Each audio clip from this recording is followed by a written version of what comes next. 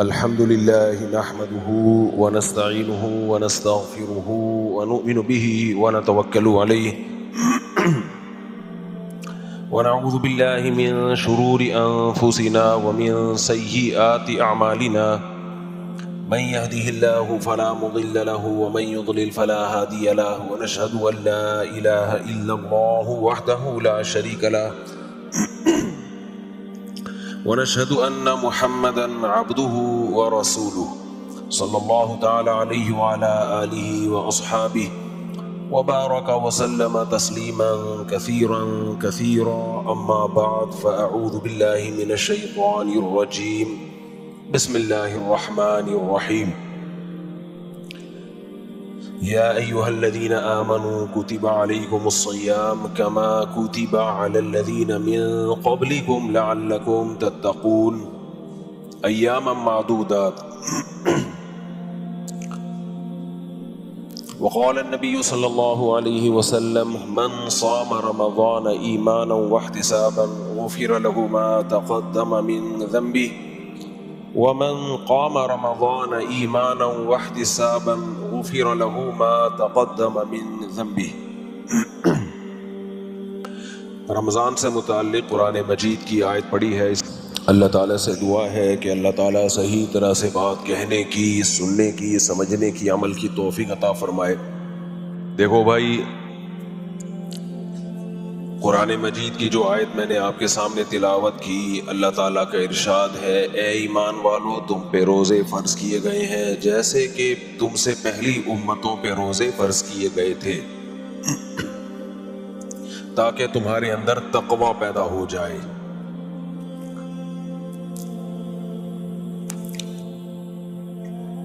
روزوں کی حکمت اللہ نے بیان کی ہے تاکہ تقوی پیدا ہو جائے۔ تقوی کسے کہتے ہیں؟ بچنے کو۔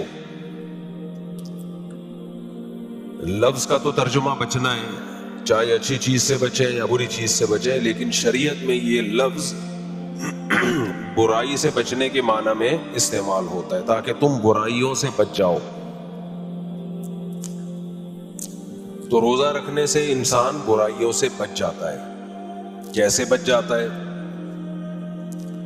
دیکھو، جانوروں میں اللہ تعالیٰ نے بچنے کا مادہ ہی نہیں رکھا، ان کا جو دل چاہتا ہے وہ کرتے ہیں۔ آپ یہ ڈاکومنٹریز دیکھیں، یہ جو ہائنا ہوتا ہے کتنی بے دردی سے جانوروں کو کھاتا ہے، یہ زندہ ہی کو نوچ نوچ کے کھانا شروع کر دیتا ہے۔ حالانکہ وہ پہلے گردن سے پکڑ کے مارے پھر کھا جائے، یہ بھی کر سکتا ہے، لیکن اس کے پاس اتنا ٹائم نہیں ہوتا سوچنے سمجھنے کا۔ اس کا جو دل چاہتا ہے وہ کرتا ہے، اس کو بھوک لگ رہی ہے کھانا شروع کر دے گا وہ۔ اس سے اس کو غرض نہیں ہے کہ تمیز سے کھاؤں یا بدتمیزی سے کھاؤں، یہ صلاحیت اللہ نے اس کے اندر رکھی نہیں۔ انسان کو اللہ نے شعور دیا ہے، وہ سوچتا ہے کہ یہ کام کرنے کا ہے، یہ کام نہیں کرنے کا ہے، یہ کام کر لینا چاہیے، اس کام سے ہمیں بچنا چاہیے۔ اب اچھا انسان وہ ہوتا ہے جسے اپنی خواہشات پہ کنٹرول ہو۔ سارا مسئلہ ہی یہیں سے ہے بھائی۔ آپ اگر دل کے پیچھے چلتے ہو کہ دل کیا کہہ رہا ہے، تو دل کے پیچھے چلنے والے آخرت بھی برباد کر دیتے ہیں اور دنیا بھی برباد کر دیتے ہیں، جو اپنے دل کے پیچھے چلتے ہیں۔ کیونکہ دل کے بارے میں مشہور ہے کہ دل پاگل ہے۔ دل کے بارے میں کیا مشہور ہے؟ دل پاگل ہے۔ اور یہ غلط مشہور نہیں ہے، بالکل صحیح مشہور ہے۔ بعض چیزیں صحیح ہوتی ہیں اس لیے مشہور ہو جاتی ہیں، ہر مشہور چیز غلط نہیں ہوتی، بعض دفعہ صحیح بات ہی مشہور ہوتی ہے۔ تو دل کیا ہے؟ بولو نا، پاگل ہے۔ اس کا کام ہے چاہتوں کو پورا کرنا، چاہنا۔ عقل اسے کنٹرول کرتی ہے کہ تو صحیح چیز چاہ رہا ہے یا غلط چیز چاہ رہا ہے۔ شوگر کا جو مریض ہے اس کا بھی دل چاہتا ہے نا لڈو کھانے کا، ہے؟ دل چاہتا ہے کہ نہیں چاہتا؟ یہ دل کے پاگل ہونے کی علامت ہوئی کہ نہیں ہوئی؟ کیا میں تو کیوں چاہ رہا ہے بے وقوف؟ تیرے لیے تو میٹھا نقصان دہ ہے، لیکن دل کہتا ہے نہیں کھاؤ۔ حالانکہ نقصان اس سے کس کو ہوگا؟ خود دل کو ہوگا. تو اس لیے جو لوگ فیصلے دل سے کرواتے ہیں تو وہ نہ دنیا میں کامیاب ہوتے ہیں اور نہ آخرت میں. انگریز لوگ جو کافر ہیں وہ کیا کرتے ہیں؟ وہ اپنی خواہشات کو اتنا کنٹرول کرتے ہیں جس سے ان کی دنیا سیدھی ہو جائے. آخرت کے معاملے میں وہ ایمان ہی نہیں رکھتے تو آخرت کی ان کو کوئی فکر ہے نہیں. جبکہ اللہ اس کے رسول صلی اللہ علیہ وسلم چاہتے ہیں کہ اپنی خواہشات کو اتنا کنٹرول کرو کہ دنیا بھی سیدھی ہو جائے اور آخرت بھی سیدھی ہو جائے، تمہاری آخرت بھی صحیح ہو جائے. اب چونکہ ہمیں اپنی خواہشات پہ کنٹرول ہی نہیں ہے تو ہر الٹا کام ہم صبح شام کر رہے ہوتے ہیں.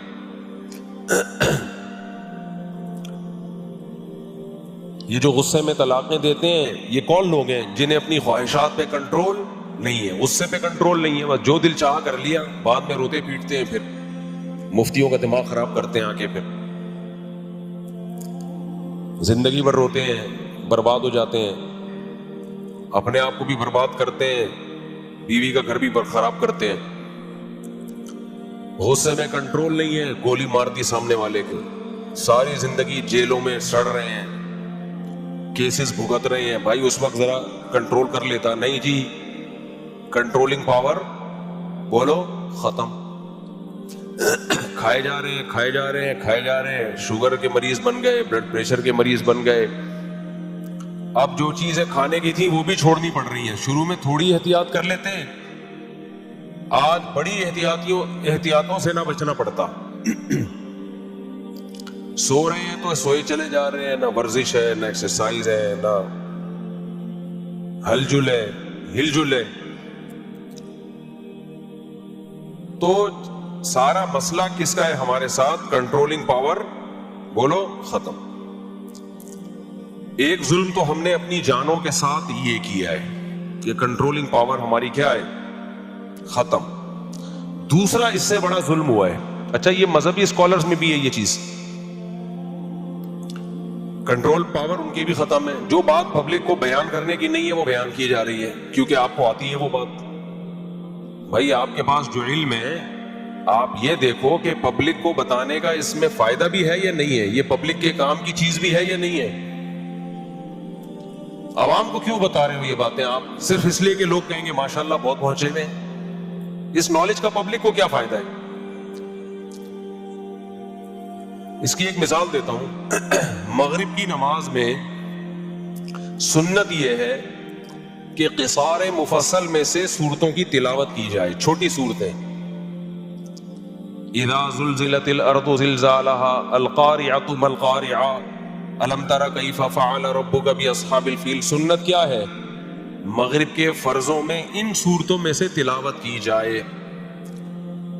ہمارے مسجد میں دارالافتاء والارشاد میں مفتی رشید احمد صاحب کے دور میں قاری صاحب آئے، وہ مغرب کی نماز میں کبھی سورہ بقرہ سے تلاوت کر رہے ہیں، کبھی سورہ آل عمران سے.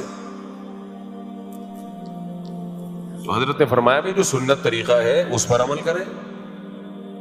اب مغرب میں پبلک بھی زیادہ ہوتی ہے، فجر میں پبلک کم ہوتی ہے. حضرت نے جب بہت دفعہ سمجھایا، نے فرمایا قاری لوگ یہ کرتے ہیں مغرب کی نماز میں بڑی بڑی صورتوں میں سے پڑھتے ہیں یہ بتانے کے لیے کہ ہمیں یہاں سے بھی آتا ہے. سمجھ رہے؟ اگر وہ علم ترا پڑھ لیں گے تو پبلک کہے گی یہ تو ہم بھی پڑھ سکتے ہیں، اس میں آپ نے کون سا تیر مار دیا. اگر وہ مغرب کی نماز میں قل ہو اللہ احد پڑھ لیں گے تو پبلک کہے گی یہ تو ہمیں بھی آتی ہے. آپ وہاں سے پڑھیں جہاں سے پبلک کو نہیں آتا، تاکہ پبلک کو پتا چلے آپ بہت بڑے قاری ہیں. آپ نے مجھے دیکھا ہے میں مغرب کی نماز میں کیا پڑھتا ہوں رفیع بھائی؟ علم تارا، قل هو اللہ احد. مجھے کتنے سال ہو گئے یہاں؟ 20 سال یہی صورتیں پڑھ رہا ہوں. بہت کبھی ایسا ہوتا ہے کہ بیچ میں سے پڑھ لی، حالانکہ ہم حافظ قرآن ہے الحمدللہ. مغرب میں اب یہ پڑھ رہے ہوتے الہاکم التکاثر ویل لکل ہمزۃ لمزہ لإلاف قریش القاریۃ ما القاریہ، یہ سے چل رہی ہوتی ہے. بھائی پوری سورت ایک پڑھ لو ایک رکعت میں، دوسری رکعت میں دوسری پوری سورت پڑھ لو. لیکن بعض قاری لوگ کیا کرتے ہیں کہ وہ بیچ بیچ میں سے مغرب سے، تاکہ پبلک کو پتا چلے کہ ہمیں یہاں سے بھی آتا ہے. ٹھیک ہے، پبلک کو پتا چل گیا، لیکن جو سنت تلاوت ہے وہ تو چھوٹ گئی نا. کبھی کبھار ٹھیک ہے، سنت تو ختم ہو گئی نا. فجر میں آپ پڑھیں طوال مفصل میں سے، تو ہر وہ چیز جو آپ کو آتی ہے تو یہ بتانے کی ضرورت نہیں ہے کہ مجھے یہ آتی ہے. یہ سارا مسئلہ یہاں سے خراب ہوا ہے. لوگ مجھے کہتے ہیں نا شادیاں کرتے رہتے ہو بیان میں، مفتی صاحب کے پاس کوئی علمی باتیں نہیں ہوتی، کوئی علمی صلاحیت نہیں ہے. میں عوام کے سامنے وہ بات کرتا ہوں تو عوام کے مینٹل لیول کی ہے جس کی پبلک کو ضرورت ہے. باقی ہم علمی لحاظ سے کچھ آتا ہے یا نہیں آتا میں دعویٰ نہیں کرتا، لیکن ہمارے وہ لیکچر سنو جو مدرسوں میں ہوتے ہیں. جب مدرسوں میں ہم لیکچر دیتے ہیں، اصول فقہ کی کتابیں یا حدیث کی کتابیں یا تفسیر پڑھاتے ہیں، تو ہمارا اسٹائل کچھ اور ہوتا ہے. وہ یہ والا اسٹائل نہیں ہوتا جو ابھی ہے. سمجھتے ہیں کہ نہیں سمجھتے؟ اب جو باتیں مدرسوں کے طلبہ کے سامنے آنے کی ہیں وہ میں پبلک کے سامنے لاؤں، اور جو پبلک کے سامنے کی ہیں وہ طلبہ کے، تو یہ سارا کام الٹا ہو جائے گا. فرقے پیدا ہوں گے، نئے نئے تشویش پیدا ہوگی لوگوں میں. تو جو پبلک کے کرنے کے کام ہے، واعظین جتنے بھی دنیا میں گزرے ہیں وہ آسان باتیں کرتے ہیں لوگوں کے سامنے. زنا چھڑواؤ لوگوں سے، لوگوں کو نماز پہ لے کر آؤ، لوگوں کو زکوٰۃ پہ لے کر آؤ. یہ کام چھوڑ کے آپ بنو امیہ کے جھگڑے نمٹانے بیٹھ جاؤ سیاسی، تو اس سے امت میں کوئی خیر کا کام نہیں ہوگا. اس سے امت کیا ہوگی؟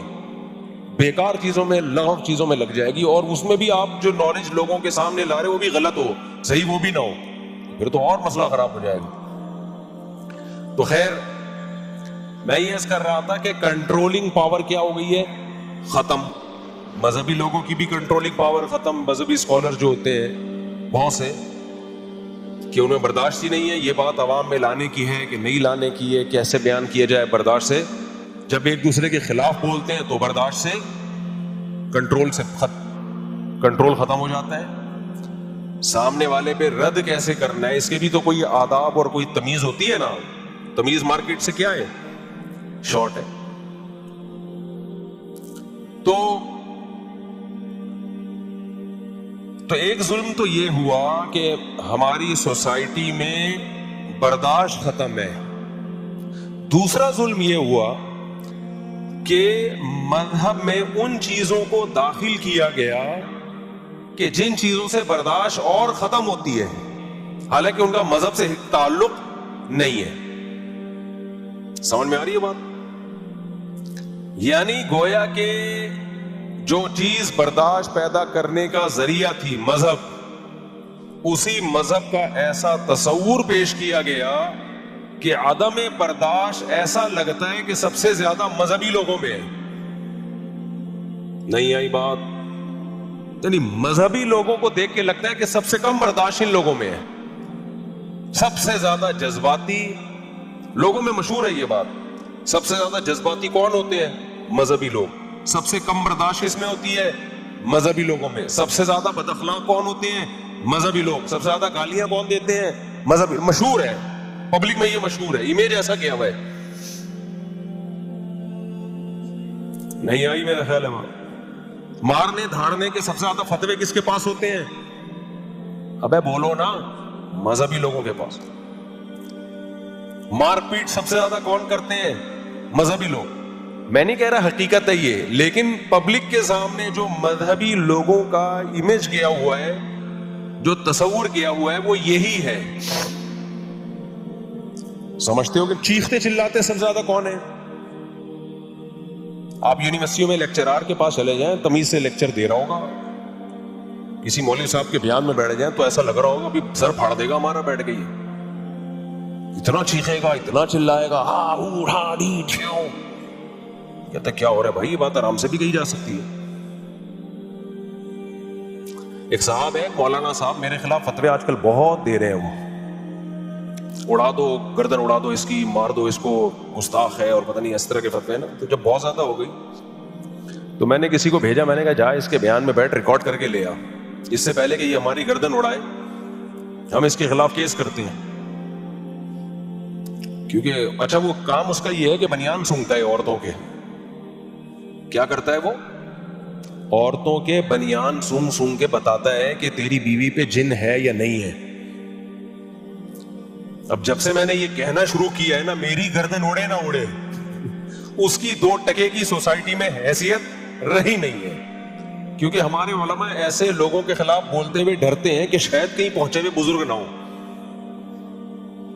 کہ یہ جن چڑیل بھوت بھگاتے ہیں تو پتہ نہیں ان کا اللہ کے ہاں کیا مقام ہوگا. ہمارے علماء اکثر نیک علماء بھی ڈرتے ہیں ان لوگوں کے خلاف بولتے ہوئے کہ یار ایسا نہ ہو حقیقت میں کہیں پہنچے ہوئے نہ نکلے کہیں.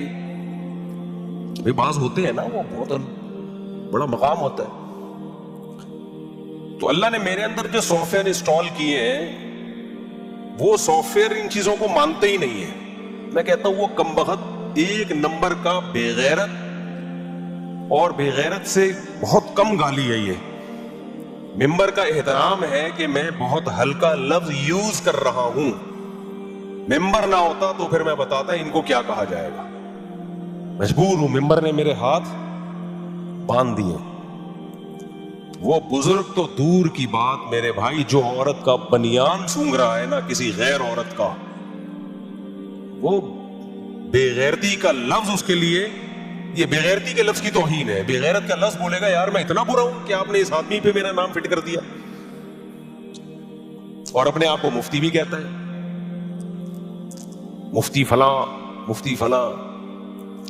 جن چڑیل بھوت بھگانے والے ویسے ہی غیرت ان میں ہوتی نہیں ہے. آپ ذرا ان کے ساتھ رہو، آپ کو سارے 1 نمبر کے بے غیرت نظر آئیں گے. یہ اتنے بے غیرت ہے کہ میں ان کے خلاف اتنا بول رہا ہوں. ایک جن میرے پاس نہیں بھیجا انہوں نے، یار کیا خیال ہے؟ بھیج دو یار 2-4 جن چڑیل بھوت بھیج کے ہمیں بھی کوئی جادو وادو کرو ہمارے اوپر بھی. تو کوئی جادو کرو نا ہمارے اوپر بھی کرو یار. کس نے منع کیا تمہیں؟ رکھو تعویذ. تو یہ ان دلوں میں تیل نہیں ہے، بے غیرت لوگ ہیں. یہ صرف آپ میں اگر کوئی بے غیرت ہو تو اس پہ اثر کریں گے یہ، ٹھیک ہے نا.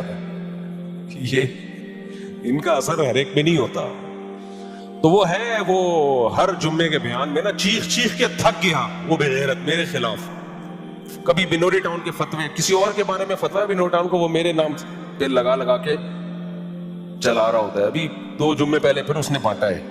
پوری بیچارے کی کوشش ہے کہ مفتی طارق مسعود کا کوئی سر قلم کر دے. پوری زور لگا رہا ہے وہ.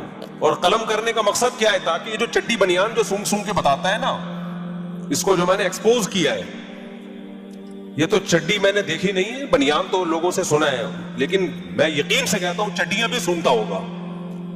کیونکہ جو بے غیرت ہوتا ہے وہ تھوڑا بے غیرت ہوتا نہیں ہے. تو وہ گردن اڑانے کے چکر میں لگا ہوا ہے بہت دنوں سے. تو جتنے اس کے بے غیرت مرید ہیں میں ان سے کہتا ہوں کہ اپنے اس پیر سے بولو کہ بے غیرت تو ہمارے ذریعے سے مفتی کی گردن کیوں اڑوا رہا ہے؟ تجھے اگر عشق مصطفیٰ ہے تو بے غیرت خود آنا. صحیح ہے نا؟ سادہ لوہ عوام کو عشق مصطفیٰ کے نام پہ ان سے قتل کروا کے ساری زندگی ان کی جیلوں میں گزرتی ہیں، اور یہ بے غیرت بیٹھے ہوتے ہیں خود گاڑیوں میں گھوم رہے ہوتے ہیں اور عورتوں کے بنیان سونگ رہے ہوتے ہیں. زندگی ان کی اسی میں گزرتی ہے.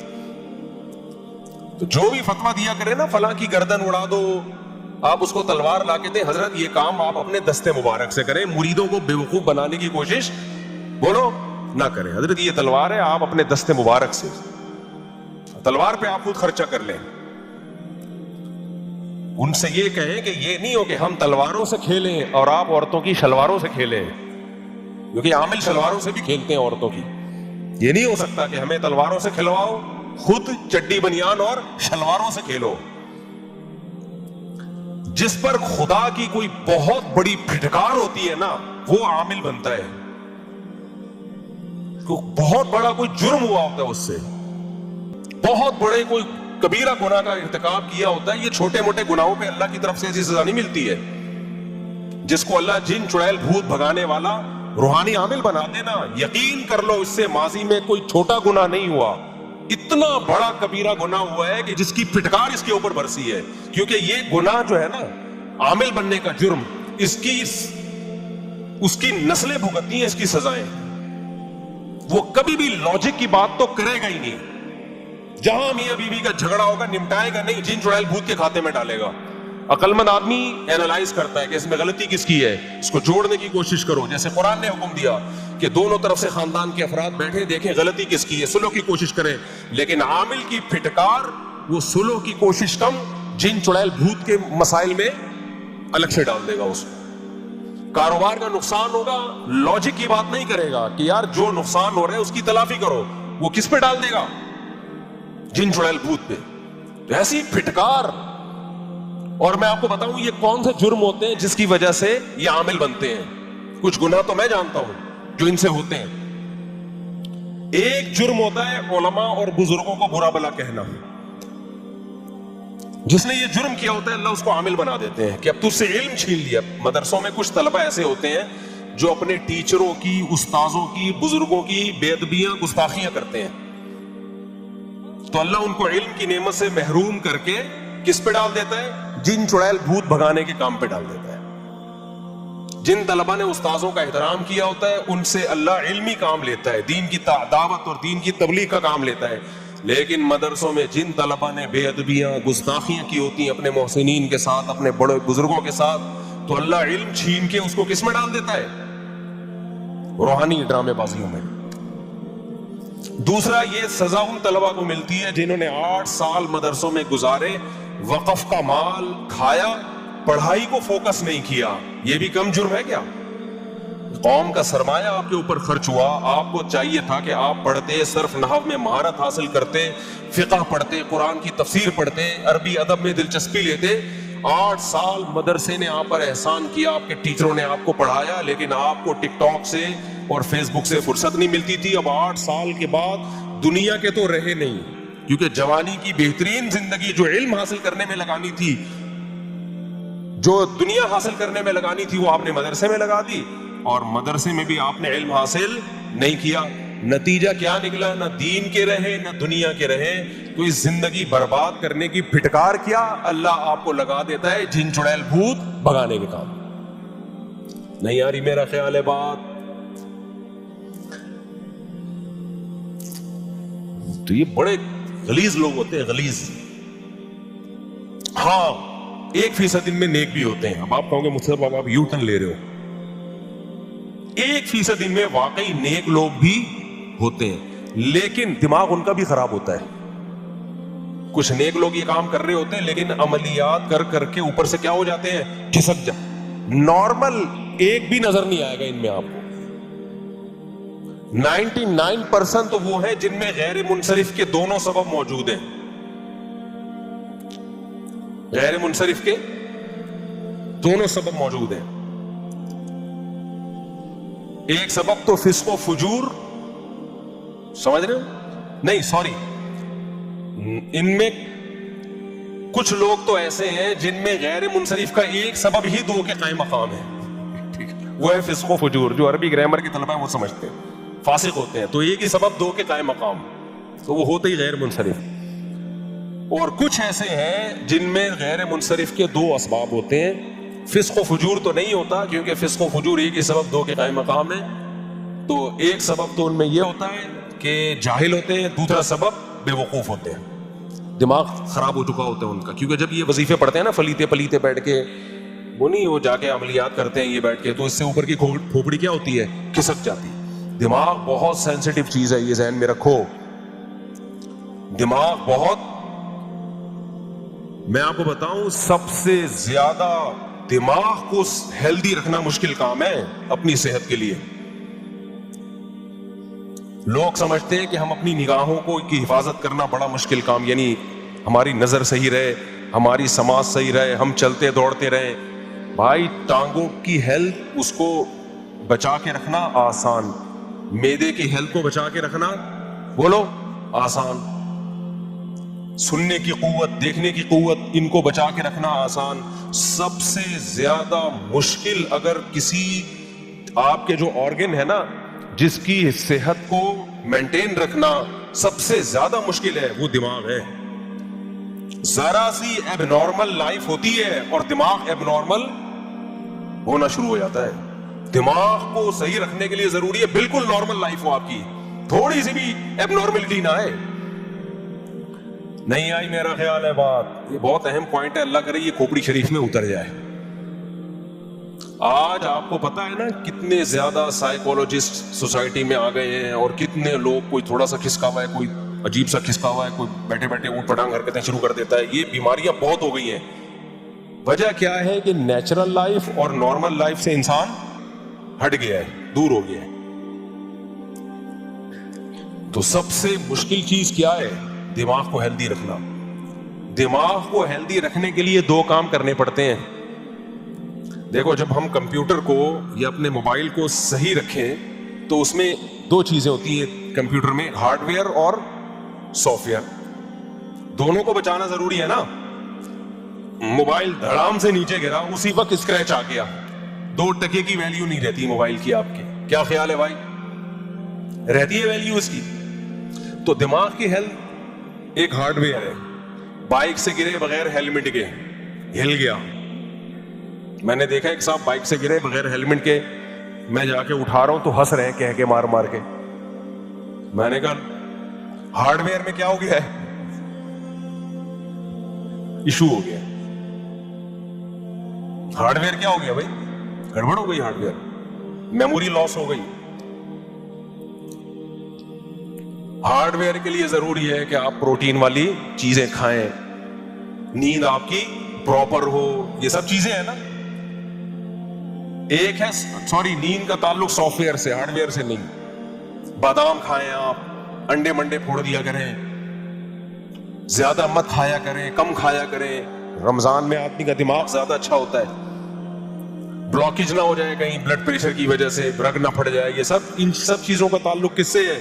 ہارڈ ویئر سے. اس کو ہیلدی رکھنا آسان ہے, اس کو ہیلدی رکھنا آسان.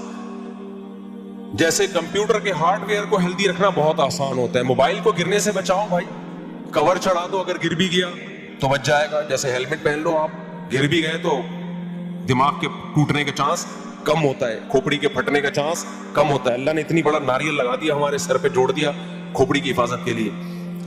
لیکن جو دماغ کے اندر سافٹ ویئر ہے نا, اس میں وائرس بہت آتے ہیں, تو اس میں اینٹی وائرس بار بار چلانا پڑتا ہے. عاملوں کے وائرس بھرے ہوئے ہوتے ہیں کھوپڑی میں,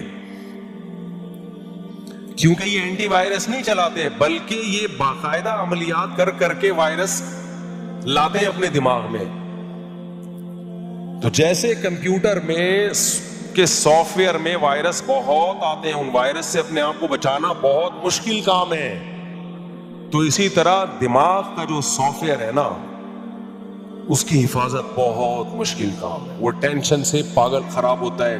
ایب نارملٹی والا کوئی بھی کام, اب دیکھو اکثر دماغی بیماریاں بچپن میں پیدا ہوتی ہیں جو بڑے ہو کے ظاہر ہوتی ہیں. بچے اسٹریس کے ماحول میں اگر پلتے ہیں نا, ماں یا باپ میں سے کوئی ایک بھی بہت سخت ہے تو بچے کا دماغ ہمیشہ کے لیے خراب ہو جاتا ہے. اسکولوں کی جو ٹینشن ہے نا بچوں میں, ہر وقت امتحان امتحان امتحان, آگے بڑھنے کا شوق ہی ختم, بس نمبر لینے کا شوق ہوتا ہے. تو وہ اسٹریس ان کو کیا کرتی ہے, ان کے اندر جو, میں آپ کو اپنی بات بتاؤں, میں نے مدرسے میں جا کے پڑھا ہے, اسکولوں میں نہیں پڑھا. اسکول میں ہمیں یہ ہوتا تھا کہ امتحان میں نمبر اچھے لینے, رٹا لگاتے تھے ہم, کیونکہ ہم دیکھتے تھے جس بچے کے اسکول میں نمبر اچھے آئے اس کی عزت ہوتی ہے, جس کے نمبر اچھے نہ آئے اس کی بے عزتی ہوتی ہے.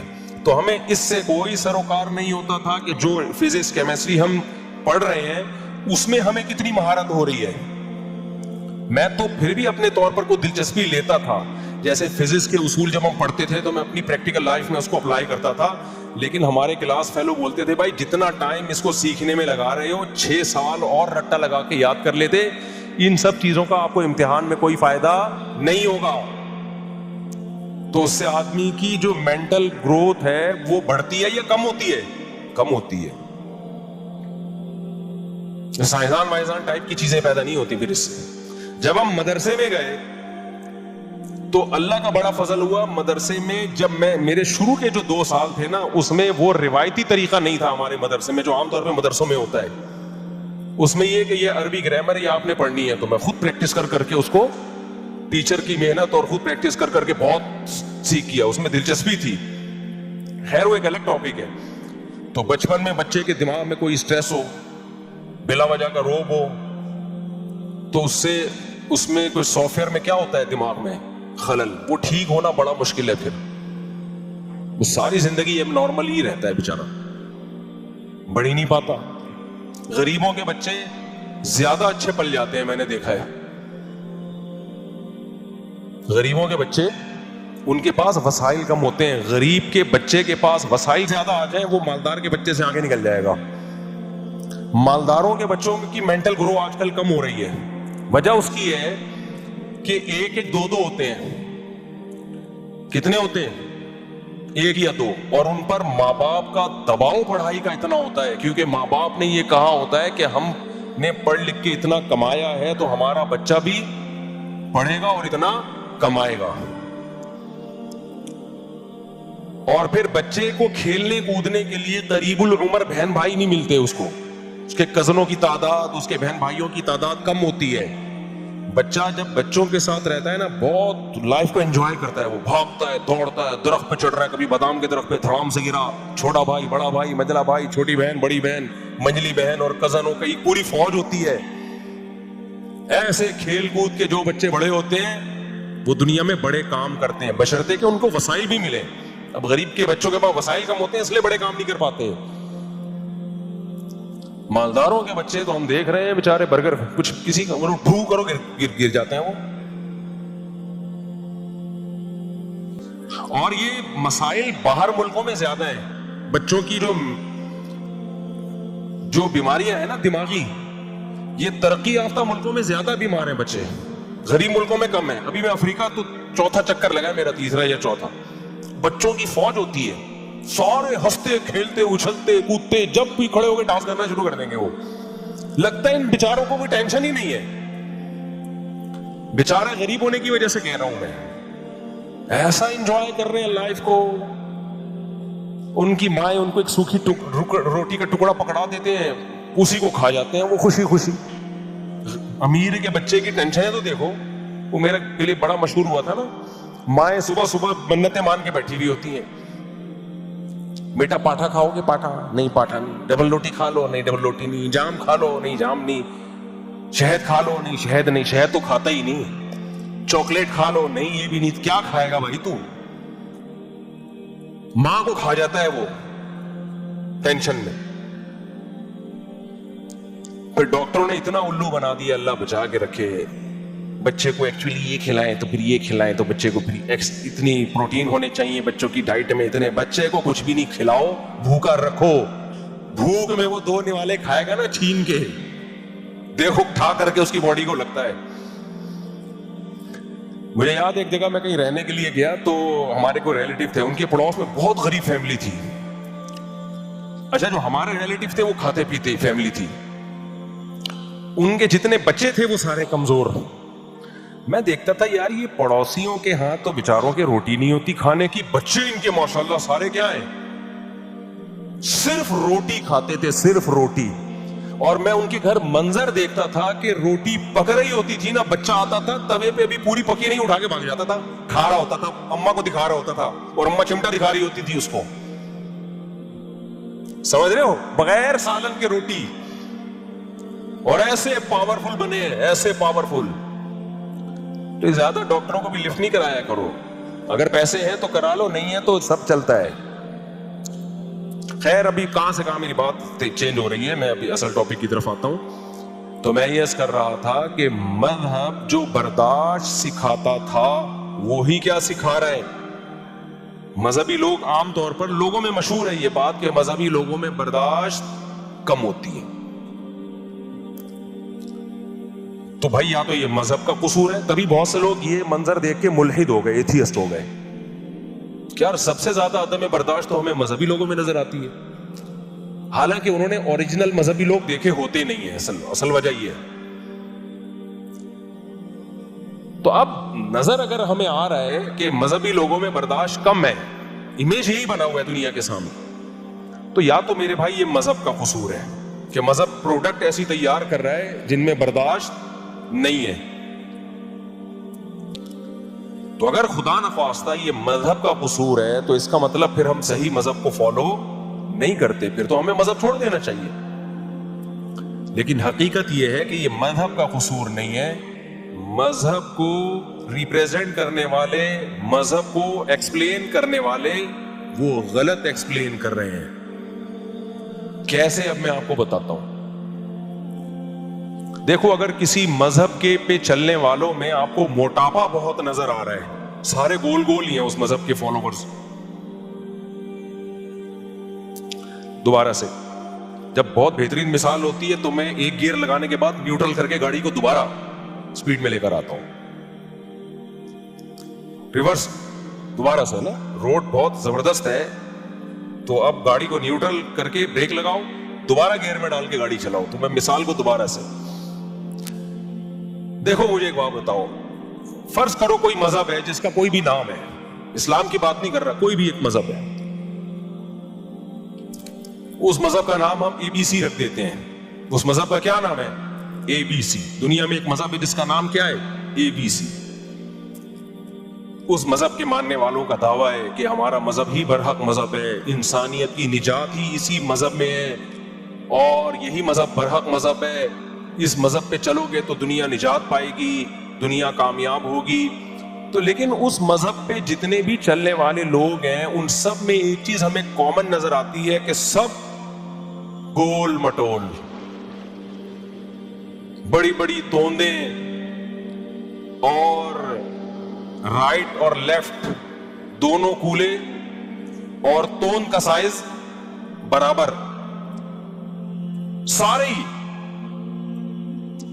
سب گول گول موٹے موٹے، 150-200 کلو سے کسی کا وزن کم نہیں. 2-4 ہوتے، 5-6 ہوتے، ہم کہتے ہیں یار یہ تو قدرت کی طرف سے ہو جاتا ہے نا.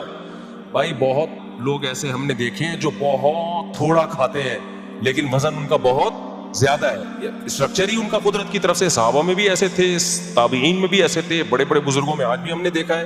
حضرت حاجی عبد الوہاب صاحب تبلیغ جماعت کے امیر تھے، میرا خیال ہے 24 گھنٹے میں ایک ٹائم 4 نوالے کھاتے ہوں گے وہ، لیکن جسم بھاری تھا. یہ تو قدرت کی طرف سے. چند لوگ تو ہو سکتے ہیں، لیکن اس مذہب کے جتنے ماننے والے ہیں سارے کیا ہیں؟ لمبائی اور چوڑائی کیا ہے؟ برابر. لیٹ جائیں تو پتہ نہیں چلے کہ کھڑے ہوئے ہیں یا اگر چادر ڈال دیں ان کے اوپر.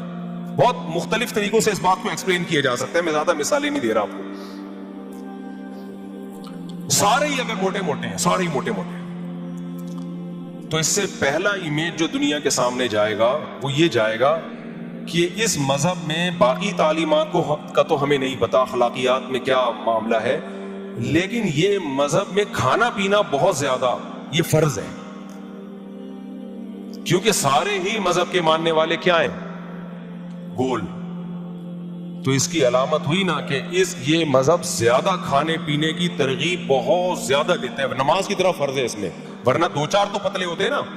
کیا خیال ہے بھائی؟ سمجھ میں آ رہی ہے بات کہ نہیں آ رہی؟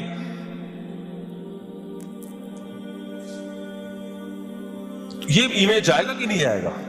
اب مسئلہ کیا ہو گیا ہے، آپ سمجھ گئے ہوں گے میں کیا کہنا چاہ رہا ہوں. ہمارے یہاں بھی ایسا ہی ہے. بہت سے مذہبی لوگ جب آپ ان کے فرقے یا ان کی جماعت کو جوائن کریں تو آپ کو باریک لوگ مارکیٹ سے شارٹ نظر آئے. اور اگر کوئی دبلا نظر بھی آئے گا تو وہ ایسا ہی ہے جیسے بعض کم کھانے والے موٹے ہوتے ہیں، بعض بہت کھانے والے بھی اتفاق سے کیا ہوتے ہیں؟ پتلے ہوتے ہیں. وہ اتفاق سے قدرت نے ایک معجزہ دکھایا ہے کہ 6 دے کے کھا جاتا ہے، لیکن پھر بھی کیا ہے؟ میں نے ایسے لوگ بھی دیکھے ہیں باریک باریک، صبح و شام کھاتے رہتے ہیں پھر بھی باریک ہوتے ہیں. تو یہ قدرت کا ایک شاہکار ہوتے ہیں وہ. لیکن 99% آپ کو کیا نظر آ رہے ہیں؟ گول. تو اس کا مطلب کیا ہوا بھائی؟ اس مذہب میں کھانے پینے کی تعلیمات بہت زیادہ ہے. آج مسئلہ یہ ہے کہ اسلام کا جو امیج دنیا کے سامنے جا رہا ہے، مذہبی لوگوں کا جو امیج دنیا کے سامنے جا رہا ہے، وہ یہ جا رہا ہے کہ یہ لوگ کھاتے بہت زیادہ ہیں. سمجھ آ رہی ہے بات؟ اب مجھے ایک بات بتاؤ، برداشت زیادہ کھانے کو بولتے ہیں یا کم کھانے کو بولتے ہیں؟ زیادہ کھانا یہ برداشت کی بات ہے یا کم کھانا؟ کم کھانا. کھانا کوئی کمال نہیں ہے میرے بھائی. سب کا دل چاہتا ہے پھوڑتے پھاڑتے رہیں. دسترخوان پہ ہاتھ روک لینا یہ کیا ہے؟ کمال. تو تقویٰ زیادہ کھانا ہے یا کھانے سے اجتناب کرنا ہے؟ کھانے سے اجتناب کرنا. تو اگر قرآن کہہ رہا ہے کہ ہم نے تم پہ روزے فرض کیے تاکہ تمہارے اندر تقویٰ پیدا ہو، تو اس تقوی کے مفہوم میں ایک چیز یہ بھی داخل ہے تاکہ کم کھانے کی عادت پڑے، دسترخوان پہ ہاتھ روکنا سیکھو. تو اس سے بھی پتا چلا کہ مذہبی لوگ اگر آپ کو گول مٹول سے نظر آ رہے ہیں تو یہ مذہب کا قصور نہیں ہے، یہ مذہب کو غلط ایکسپلین کیا گیا ہے. اگر مذہب کا قصور ہوتا تو مذہب رمضان کے روزے فرض نہ کرتا، بلکہ حکم دیتا کہ اے ایمان والو تم پہ رمضان کے روزے نہیں، رمضان میں 4 گنا زیادہ کھانا کھانا فرض کیا گیا ہے تاکہ تم سارے کیا ہو جاؤ؟ پرکار کی طرح گول مٹول ہو جاؤ، کیونکہ اللہ کو دبلے پتلے مسلمان پسند نہیں ہے. اور بخاری کی یہ حدیث نہ ہوتی جس میں نبی صلی اللہ علیہ وسلم نے فرمایا کہ سب سے بہتر میرا زمانہ پھر میرے بعد والا، اس کے بعد جھوٹ بھی پھیلے گا اور موٹاپا بھی پھیلے گا، بلکہ حدیث میں یوں ہوتا کہ سب سے بہتر میرا زمانہ پھر اس کے بعد والا زمانہ، اس کے بعد جھوٹ پھیلے گا اور لوگ پتلے ہونا شروع ہو جائیں گے. صحیح سمجھ میں آ رہی ہے بات؟ تو اس سے پتہ چلتا ہے میرے بھائی کہ اسلام میں کھانا پینا نہیں ہے، اسلام میں کھانے پینے سے اجتناب کرنا ہے. اور ہمارے ہاں تیجے میں کیا ہوتا ہے؟ اب میں بتا رہا ہوں نا مذہب میں. آپ کہہ سکتے ہو نہیں بھائی ہم نے تو مذہب میں نہیں داخل کیا کہ زیادہ کھاؤ. کون مفتی فتویٰ دیتا کہ زیادہ کھاؤ؟ بھائی آپ نے صراحتاً نہیں کیا، کام وہ کر لیے، عبادتیں وہ فرض کر لی جس میں کھائے بغیر عبادت ہوتی نہیں ہے. آپ نے ایسی رسومات فرض کر لی ہیں کہ ان رسومات کو فالو کرنے کے لیے کھانا ہی پڑے گا، کھائے بغیر وہ آپ کی مذہبی رسومات ہوتی نہیں ہے. تو مطلب کھلا دیا نا آپ نے. اب مذہب کے نام پہ تیجا، میت کے یہاں تیجا ہوتا ہے، اس میں روزہ رکھتے ہیں یا کھاتے ہیں؟ دیگیں پکتی ہے کہ نہیں پکتی؟ بولو نا. دیگیں پکتی. شریعت نے تو کہا تھا کہ میت کے لیے ایصال ثواب کرو، روزہ رکھ لو ابا کے ثواب کے لیے. ہم نے روزہ رکھنے کے بجائے دیگ منگوائی، پھوڑ دیا.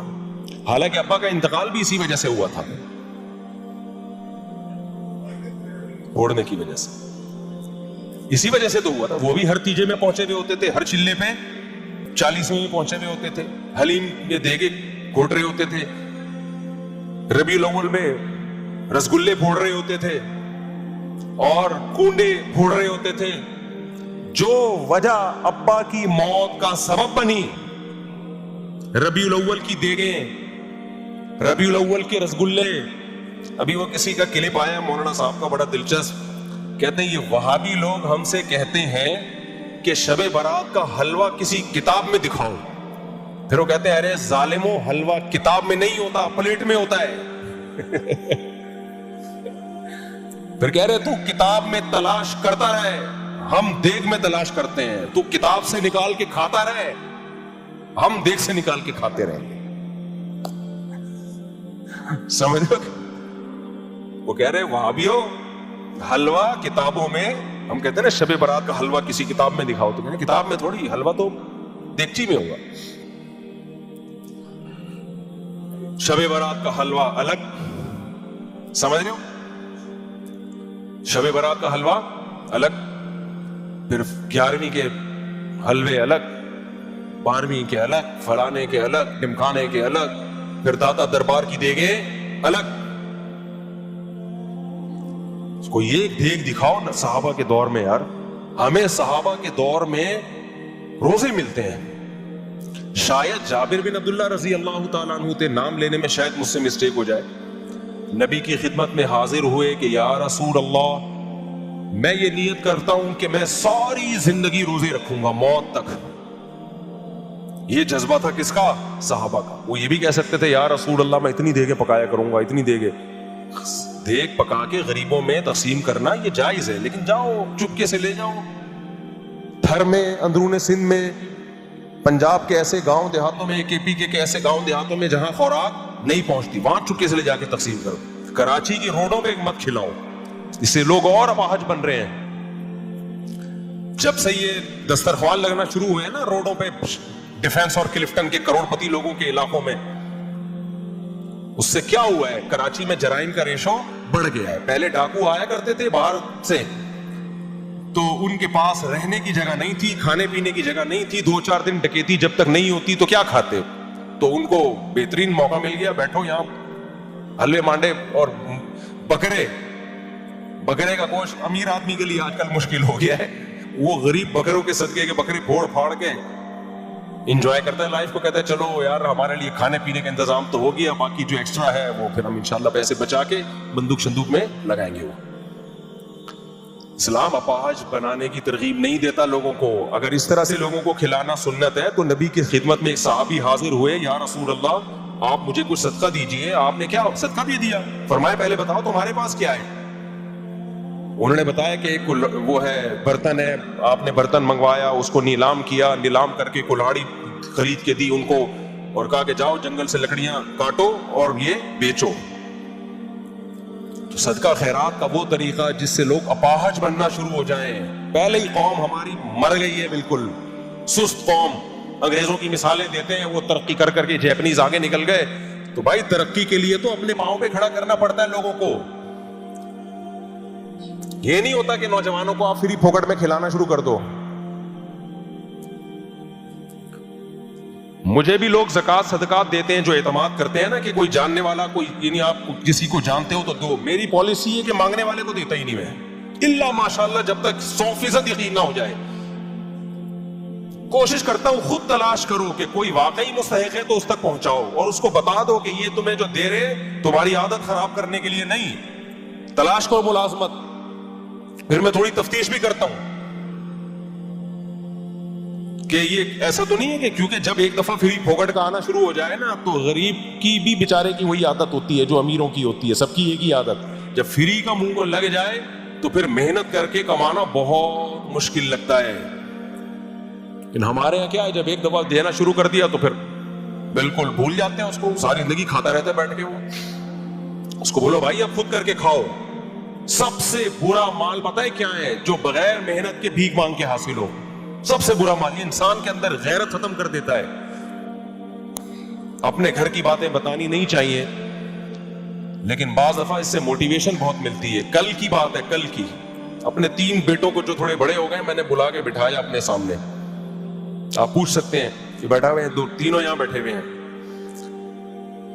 میں نے کہا دیکھو زندگی میں کچھ بھی ہو جائے, کیسے برے حالات ہوں, مجھے یہ خبر نہ ملے کہ کسی کے سامنے ہاتھ پھیلایا ہے. جس دن یہ خبر ملی نا اس دن گردن اڑا دوں گا میں, مر جاؤں بھوک سے. پھر میں نے اپنے حالات بتائے ان کو, اپنے حالات بتائے کہ مجھے کس کس موقع پہ کتنی شدید ضرورت پڑی ہے. اللہ نے مجھے بچایا کہ نہ مر جاؤں گا بھائی, ہاتھ نہیں پھیلانا.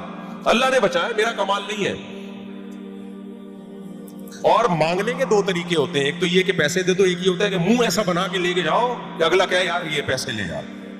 منہ سڑا ہوا, منہ ہمیشہ اچھا رکھو بھائی, اللہ کا دیا بہت کچھ ہے اور ہے بھی بہت کچھ. ہم تو کہتے ہیں نا حالات خراب, خراب کہاں ہے حالات, جھوٹ بولتے ہیں حالات خراب ہے. جو آدمی 2 ٹائم پیٹ بھر کے روٹی کھا رہا ہے اس کے حالات خراب نہیں ہے, باقی سب ہوس ہے. یہ جو میں نے کہہ دیا نا کیسے کیسے برے حالات آئے لیکن اللہ نے ہاتھ پھیلانے سے بچایا, تو وہ برے کا مطلب جو جس کو لوگ برا سمجھتے ہیں, ورنہ وہ برے نہیں تھے. ہم اس میں بھی اپنے آپ کو بادشاہ سمجھتے تھے. اللہ کا دیا بہت ہے بھائی. برے تو حالات ہم نے اللہ کا شکر ہے کبھی زندگی میں دیکھے ہی نہیں. برے حالات کا مطلب ہوتا ہے 2-3 ٹائم کا فاقہ ہو, پڑے ہوئے ہو, روٹی نہیں ہے. ایسے حالات کبھی بھی نہیں آئے. یہی حالات آ گئے, وہ بیمار ہیں تو فلانے گئے, بائک میں پیٹرول کے پیسے نہیں ہیں تو کوئی بات نہیں, WR کیا خیال ہے, WR کبھی نہیں ہے تو تھوڑا پیدل نکل جاؤ, 1 گھنٹہ پہلے نکل جاؤ. اچھا واکنگ, پہلے زمانے میں لوگ پیدل ہی آیا کرتے تھے, کیا خیال ہے 2 گھنٹے کی واک ہو جائے گی. تو بھیک مانگنا بہت, ابھی رمضان ہے نا تو دیکھو بھکاری کیسے نکلیں گے, بے غیرت کہیں کے, موٹے موٹے مستنڈے حرام خور. سعودی عرب میں پاکستانیوں کو نکالا جا رہا ہے, دبئی سے پاکستانیوں کو نکالا جا رہا ہے. افریقہ بھی, میں ساؤتھ افریقہ سے ہو کے آیا ہوں, وہاں کا ویزا انتہائی مشکل کر دیا پاکستانیوں کے لیے. पूरी दुनिया में भीख की जो मुंह लेके जाता है ना, सड़ा हुआ मुंह, वो पाकिस्तानी लेके जा रहा है। सब नहीं है अल्हम्दुलिल्लाह, यहां खर्च करने वाले भी बहुत ज्यादा हैं, लेकिन इन बेगैरत भिखारियों ने पूरी दुनिया में हमारा इमेज खराब कर दिया है। कोई सलवार कमीज वाला नजर आ जाए ना, लग रहा है ये पैसे मांगने आया है यहां पे। तो अपने बच्चों की अभी से तरबियत करो कि मर जाना किसी के सामने हाथ बोलो ना फैलाना, कोई खुदकुशी का गुनाह नहीं मिलेगा अगर मर गए तो। अल्लाह से कह देना अल्लाह तूने इज्जत से जिंदा रखना था तो रख लेता ना, तो अल्लाह फिर रखता है इज्जत से। हमारे एक उस्ताद थे, उनके पास एक शख्स आया, कहने लगा मैं आपको अपने खर्चे पे हज कराना चाहता हूं। उन्होंने कहा नहीं, वो मेरे पास तो पैसे हैं हज के, लेकिन मैं इस दफा मेरा इरादा नहीं है। हमने कहा आपके पास तो पैसे नहीं? उन्होंने कहा भाई मैं किसी के खर्चे पे हज पे नहीं जाना चाहता। सही है ना?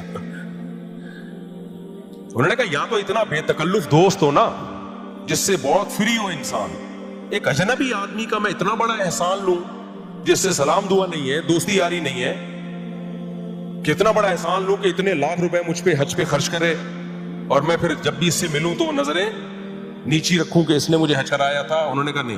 तो हमने कहा आप पे तो फिर फर्ज हज कैसे करोगे? उन्होंने कहा हम अल्लाह से कह देंगे ए अल्लाह तूने अपने घर बुलाना था तो हमारे खर्चे पे बुला लेता ना।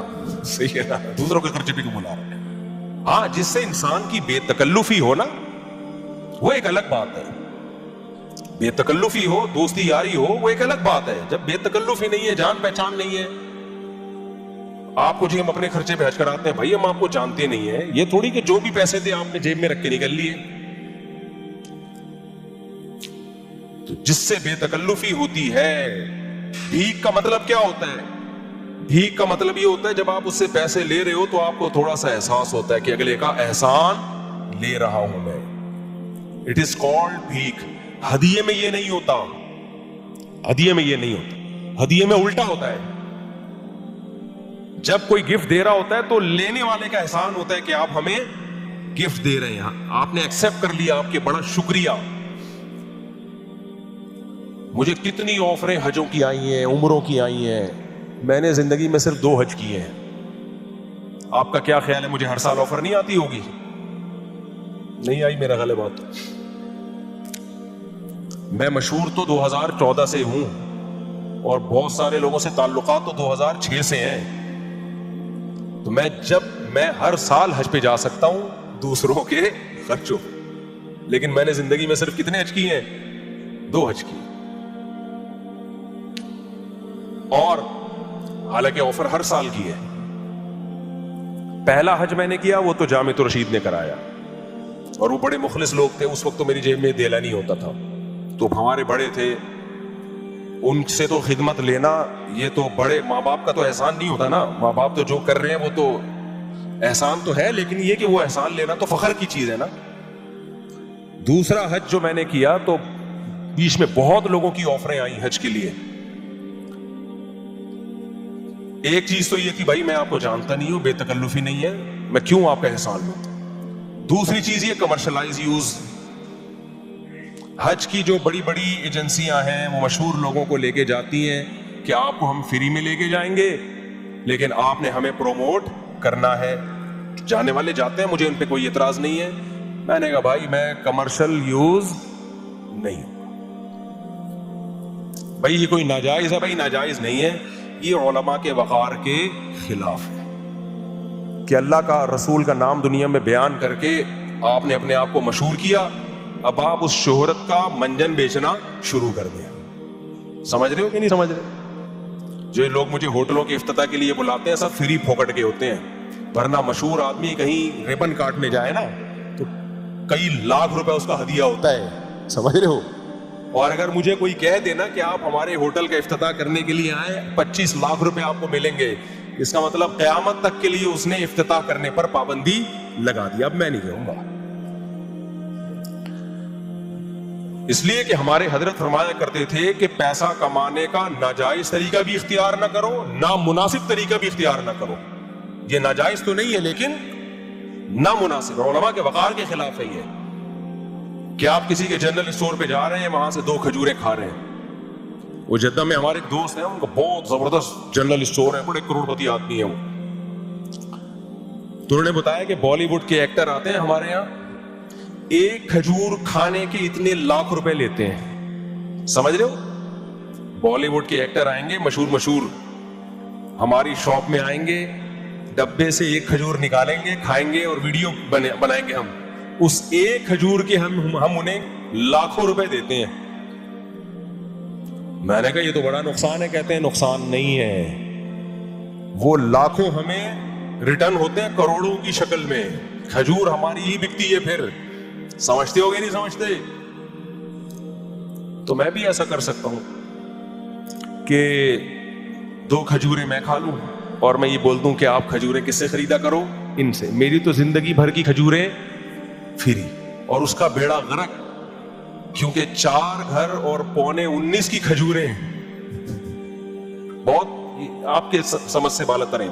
آپ بچے ہو, آپ سوری, میں معذرت چاہتا ہوں, میں نے آپ لوگوں سے ایسی باتیں کی جو آپ کے مینٹل لیول سے, اب 1-2 بچوں کے ساتھ یہ باتیں سمجھ میں نہیں آئیں گی. 1 بیوی 2 بچوں کے ساتھ یہ باتیں, ایک بیان صرف بالغوں کے لیے رکھوں گا میں. اصل میں بہت آگے چلا جاتا ہوں میں آپ کے مینٹل لیول سے. جب زیادہ آگے کی باتیں ہوتی ہیں نا تو پھر سمجھ سے بالاتر ہو جاتا. تو 19.25 کا مطلب یہ سمجھیں گے ہی نہیں. ایک جگہ میں نے کہ بیان میں کہا 19.25, اور نیچے کسی نے کمنٹ میں تھوڑے دن پہلے تو 16.5 تھے, کچھ تھوڑے دن پہلے تو 16.5 تھے, یہ 2-3 سال میں 19.25 کیسے ہو گئے؟ تو وہی بات ہے, نابالغ لوگوں کی سمجھ میں یہ باتیں 1 بیوی 1-2 نہیں آئیں گے سمجھ میں. جب زیادہ بیویاں ہوں تو پھر بولیں گے 16.5 سے 3 سال میں صرف 19.25. پھر یہ جس دن یہ ذہن بن گیا نا, میں سمجھوں گا آپ کی سمجھ میں میرا بیان آنے لگا ہے. جس دن یہ ذہن بن گیا کہ یار چند سال پہلے 16.5 اور 3-4 سال کے بعد صرف 19.25, تو یہ جب یہ سوچ بن گئی آپ کی, تو میں بولوں گا اب الحمدللہ آپ جو میں ذہن بنانا چاہتا ہوں وہ ذہن الحمدللہ بن گیا ہے. لیکن ابھی بھی زیادہ تر لوگوں کی سمجھ میں نہیں آ رہا ہے کہ کیا. خیر چھوڑو, نہیں آئے سمجھ میں, قیامت کے دن سمجھ میں آ جائے گا انشاءاللہ. اچھا, ہم جلدی سے بات کو سمیٹ کے ختم کرتے ہیں. تو بات یہ چل رہی تھی کہ ہاں, تو میں یہ عرض کر رہا تھا کہ یہ جو ہاتھ پھیلانا ہے نا, یہ بہت بری عادت ہے, بہت بری. اللہ کی عادت ہے, جس نے ایک دفعہ ہاتھ یوں کیا گیا ہمیشہ کے لیے. تو اپنے بچوں کو کل میں نے بٹھا کے تھوڑے سمجھدار ہو رہے ہیں نا, پر نکلنا شروع ہو رہے ہیں, یہ کام نہیں کرنا بھائی, یہ کام نہیں کرنا.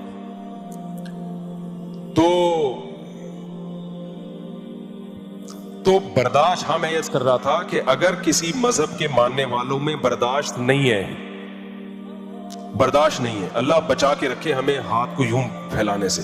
حالات بدلتے دیر نہیں لگتی. تو میں اللہ سے دعا مانگتا ہوں کہ اے اللہ, تو نے آج تک ہاتھ ایسے نہیں کیا, آئندہ بھی بچا, اور کوئی آزمائش میں نہ ڈال ہمیں. جیسے کھلا پلا رہا ہے ایسے ہی کھلاتا پلاتا رہے, ہمیشہ سے کھلایا اب بھی کھلاتا رہے. ایسے حالات ہی نہ مانگا کرو اللہ تعالیٰ سے کہ لوگوں کے سامنے ہاتھ پھیلانے پڑے. تو میں یہ بتا رہا تھا کہ پوری دنیا میں پاکستانیوں کو بین کیا جا رہا ہے. وجہ کیا ہے؟ بھیک مانگ کے نا. ایک عربی کا واقعہ نہیں, ایک بیٹھا ہوا تھا پاکستانی حرم میں, تو ایک عربی نے آ کے نا اس کو نوٹوں کی گڈی تھمائی. تو وہ پاکستانی غیرت مند تھا, اس نے بولا بھائی میں کیوں مجھے پیسے دے رہا ہے؟ بے غیرت ہوتا تو رکھ کے نکل لیتا. چھوڑو یار, کیا کرنا ہے. تو غیرت مند پاکستانی تھا, اس نے عربی کو بولا بھائی کیوں دے رہے ہو مجھے؟ عربی نے بولا زکات.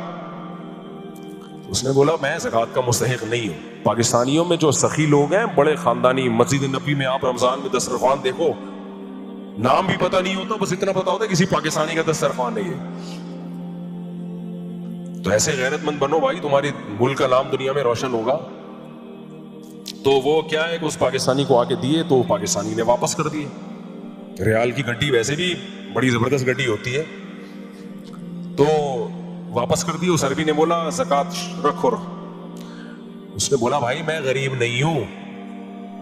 اس نے کہا کہ نہیں رکھو. بولا بھائی میں غریب نہیں ہوں, میں زکات کیوں لوں یار, تیری زکات ادا نہیں ہوگی. اس نے کہا نہیں رکھو, زکات ہے. شلوار قمیض سے اس عربی نے پہچانا کہ یہ پاکستانی ہے.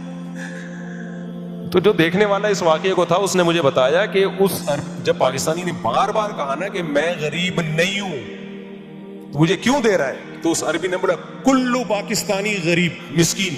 غریب کو مسکین کہتے ہیں عربی میں. کلو پاکستانی مسکین. تیرے غریب ہونے کے لیے اتنا کافی ہے کہ تو پاکستانی ہے. رکھ. تو یہ پاکستانیوں کا دنیا میں ایک تصور ہے, اور یہ الحمدللہ کچھ ہمارے حکمرانوں نے بنایا, کھا کھا کے ملک کو الحمدللہ کنگال کر دیا. اور کچھ ہمارے پاکستانی بھائی ہیں جو دنیا میں جہاں بھی, مذہبی لوگوں میں تو بہت ہے, میں نے تو امریکہ کینیڈا کے واقعات بتائے آپ کو, اپنے میرے ساتھ جو کچھ ہوا ہے, پتہ ہی نہیں چلتا یہ کمبخت بلا کیوں رہا ہے. مخلص لوگ بھی ہیں اس میں. تو اسلام آپ کو برداشت سکھاتا ہے. برداشت میں یہ کہ لوگوں کے سامنے ہاتھ نہ پھیلاؤ, دینا سیکھو, لینا نہ سیکھو. اسی برداشت میں ہے کم کھانا. جبکہ ہم نے مذہب کو تبدیل کر دیا, مذہبی لوگ آپ کو لڈو کھانے والے, حلوے مانڈے کھانے والے, رسگلے کھانے والے اتنے ملیں گے کہ اب اگر کوئی مولوی بیچارہ میٹھا نہیں کھاتا, لوگ حیران ہوتے ہیں, یار آپ کیسے مولانا صاحب ہو, آپ رسگلہ نہیں کھا رہے. لوگ حیران ہوتے ہیں, بھائی یہ مولانا صاحب ہے, یہ میٹھا ہی نہیں کھا رہے. یہ مولانا صاحب ہے, یہ بکرا نہیں کھا رہے. تو یہ عجیب سا ہو گیا ہے. تو یہ ان لوگوں کا قصور ہے جنہوں نے مذہب کو غلط رخ بنا کے پیش کیا ہے. تو اللہ تعالی ہمیں انسان کا بچہ بنانے کے لیے کہ تمہاری کنٹرولنگ پاور بڑھے, تمہیں اپنے آپ پہ کنٹرول کرنا آئے, تو رمضان میں ایک پریکٹس کرائی جاتی ہے کہ کمبختو کچھ کھانے پہ ہاتھ روکنا سیکھو. لیکن ہم سے بڑا ڈھیٹ اس کائنات میں کوئی پیدا نہیں ہوا. آپ رمضان سے پہلے اپنا وزن کرو اور چاند نظر آنے کے بعد آپ اپنا وزن کرو. آپ اگر رمضان سے پہلے 70 کلو کے تھے تو چاند رات کو 170 کلو کے ہو چکے ہو گئے. آپ سمجھ آ گیا؟ چاند رات کو کتنے ہو چکے ہو گئے؟ 170 کے. کیونکہ جو کیفیت اس وقت چل رہی ہوتی ہے نا ہماری افطاری میں, دسترخوان ہمارے شر سے بچ جائے, یہ بس میں نہیں ہوتا کہ پکوڑوں کے ساتھ ہم پلیٹیں بھی کھا جائیں. میں نے خود رول سموسوں پہ ایک گھر میں لڑائی دیکھی ہے, اچھے خاصے کھاتے پیتے لوگ. آپ کو کیا پتا کس کا تذکرہ ہو رہا ہے؟ شور شرابہ ہوا افطاری کے ٹائم پہ, مار کٹائی ہو رہی ہے. ابے ہوا کیا ہے؟ رول کم پڑ گئے تھے. تو مجھے پتا چلا کہ رول کا بہت بڑا رول ہے سولو صفائی میں. رول کا بہت بڑا, رمضان میں دسترخوان پہ رول کا بہت بڑا رول ہے سب کو جوڑنے میں. اس لیے اتنے رول منگوایا کریں کہ سب کے لیے کم سے کم 2 تو آئیں. سمجھ رہے ہو؟ اگر پیسے نہیں ہے تو پھر منگوائے ہی نہیں. تو بھائی رمضان میں ایک کام کر لو, یہ کام کر لو, کم کھانے کی عادت ڈال دو. کیا کر لو؟ ہاں ایک اہم بات, یہ میڈیکل سائنس کا ٹاپک ہے, یہ میرا ٹاپک ہے نہیں, لیکن کچھ میڈیکل سائنس کی باتیں ایسی ہیں جو متفقن علیہ ہے, یعنی سب ڈاکٹر کہتے ہیں, تو مجھے بیان کرنے میں وہ حرج نہیں ہے. اس کے لیے کوئی راکٹ سائنس نہیں چاہیے. کم کھانے کا مطلب کیا ہے؟ کھانے کی کوالٹی بڑھاؤ, کوانٹٹی نہیں بڑھاؤ. کیا بڑھاؤ کھانے کی؟ بولو کوالٹی. ہم کوانٹٹی کو فوکس کر رہے ہیں, اتنا کھا گیا. صحیح ہے نا؟ یہ اللہ نے بہترین موقع دیا ہے کہ رمضان میں آپ کھانے کی کوانٹٹی کے بجائے کیا بڑھا دیں؟ کوالٹی. گوشت, انڈے, یہ چیزیں کھائیں زیادہ. ڈرائی فروٹ, جو مالدار لوگ ہیں وہ ڈرائی فروٹ کھا سکتے ہیں, گوشت انڈے زیادہ کھا سکتے ہیں. وہ جو غریب لوگ ہیں تو ایسی سستی خوراکیں بھی ہیں جو کوالٹی کے لحاظ سے بہت اچھی ہے. 3 چیزیں کم کریں, روٹی, چاول, اور یہ جو تلے ہوئے آلو ہوتے ہیں نا, تلی ہوئی چیزیں, ان کو کم کریں. جبکہ ہم رمضان میں یہ چیزیں بڑھا دیتے ہیں. تو یہ چیزیں کم کریں. اب ماہرین آج کل انڈوں کے بارے میں کیا کریں؟ آپ 5-6 انڈے بھی کھا لو, کچھ نہیں ہوتا روزانہ. اور انڈا سستی خوراک ہے, غریب آدمی بھی کھا سکتا ہے. انڈے بڑھائیں اپنی خوراک میں, دیسی انڈے مل جائیں تو نور علا نور. ہم نے تو 50 مرغیاں پالی ہوئی ہیں الحمدللہ. تو دیسی انڈے بڑھائیں اپنی, تلے میں نہیں ہو, دیسی انڈے بڑھائیں اپنی. اب یہ تو آپ کو ڈاکٹر پلان بنا کے دے گا کیا کھانا ہے, میں تو آپ کو یہ بتا دیتا ہوں کیا نہیں کھانا ہے. افطاری میں شربت, بولو. دیکھو نبی نے جب موٹاپے کو ناپسند کیا ہے تو ہر وہ چیز جو موٹاپا پیدا کرے نبی اس کو پسند کریں گے یا ناپسند کریں گے؟ آپ کہہ سکتے ہو صاحب یہ شربت وربت یہ آپ کا ٹاپک تھوڑی ہے. جب کنٹرولنگ پاور ختم ہوتی ہے نا تو ہر جگہ سے ختم ہوتی ہے. جو پھوڑتا پھاڑتا ہے نا زیادہ وہ ہر چیز میں آگے ہوگا, وہ بد نظری میں بھی آگے ہوگا, وہ نشے میں بھی آگے ہوگا. شریعت ہمیں کھانے پہ کنٹرول کروا کے کنٹرولنگ پاور بڑھانا چاہ رہی ہے. تو اس سے پتہ چلتا ہے جس نے دسترخوان پہ کنٹرول کر لیا تو جب کوئی غیر محرم عورت گزرے گی نظر پہ بھی وہ کنٹرول کر سکے گا, نیند چھوڑ کے فجر کی نماز پڑھ سکے گا. وہ ہر چیز میں کنٹرول, جو کھانے پہ کنٹرول کر لیتے ہیں نا تو ہر برائی سے بچنا ان کے کنٹرول میں ہوتا ہے. اور جس کم وقت کا دسترخوان پہ کنٹرول نہیں ہے تو کوئی بھی گناہ دیکھ کے بھی اس کو کنٹرول نہیں ہوتا, پھر وہ بھاگتا ہے اس گناہ کے پیچھے. تو اپنی صحت کا بھی خیال کرو میرے بھائی. اس رمضان میں اللہ نے بہترین موقع دیا ہے کہ انسان کے بچے بن جاؤ. بھینس لوگ, ہم لوگ بھینس نہیں ہے, ہم لوگ کیا ہے؟ ایک واقعہ سنا کے بیان ختم کرتا ہوں.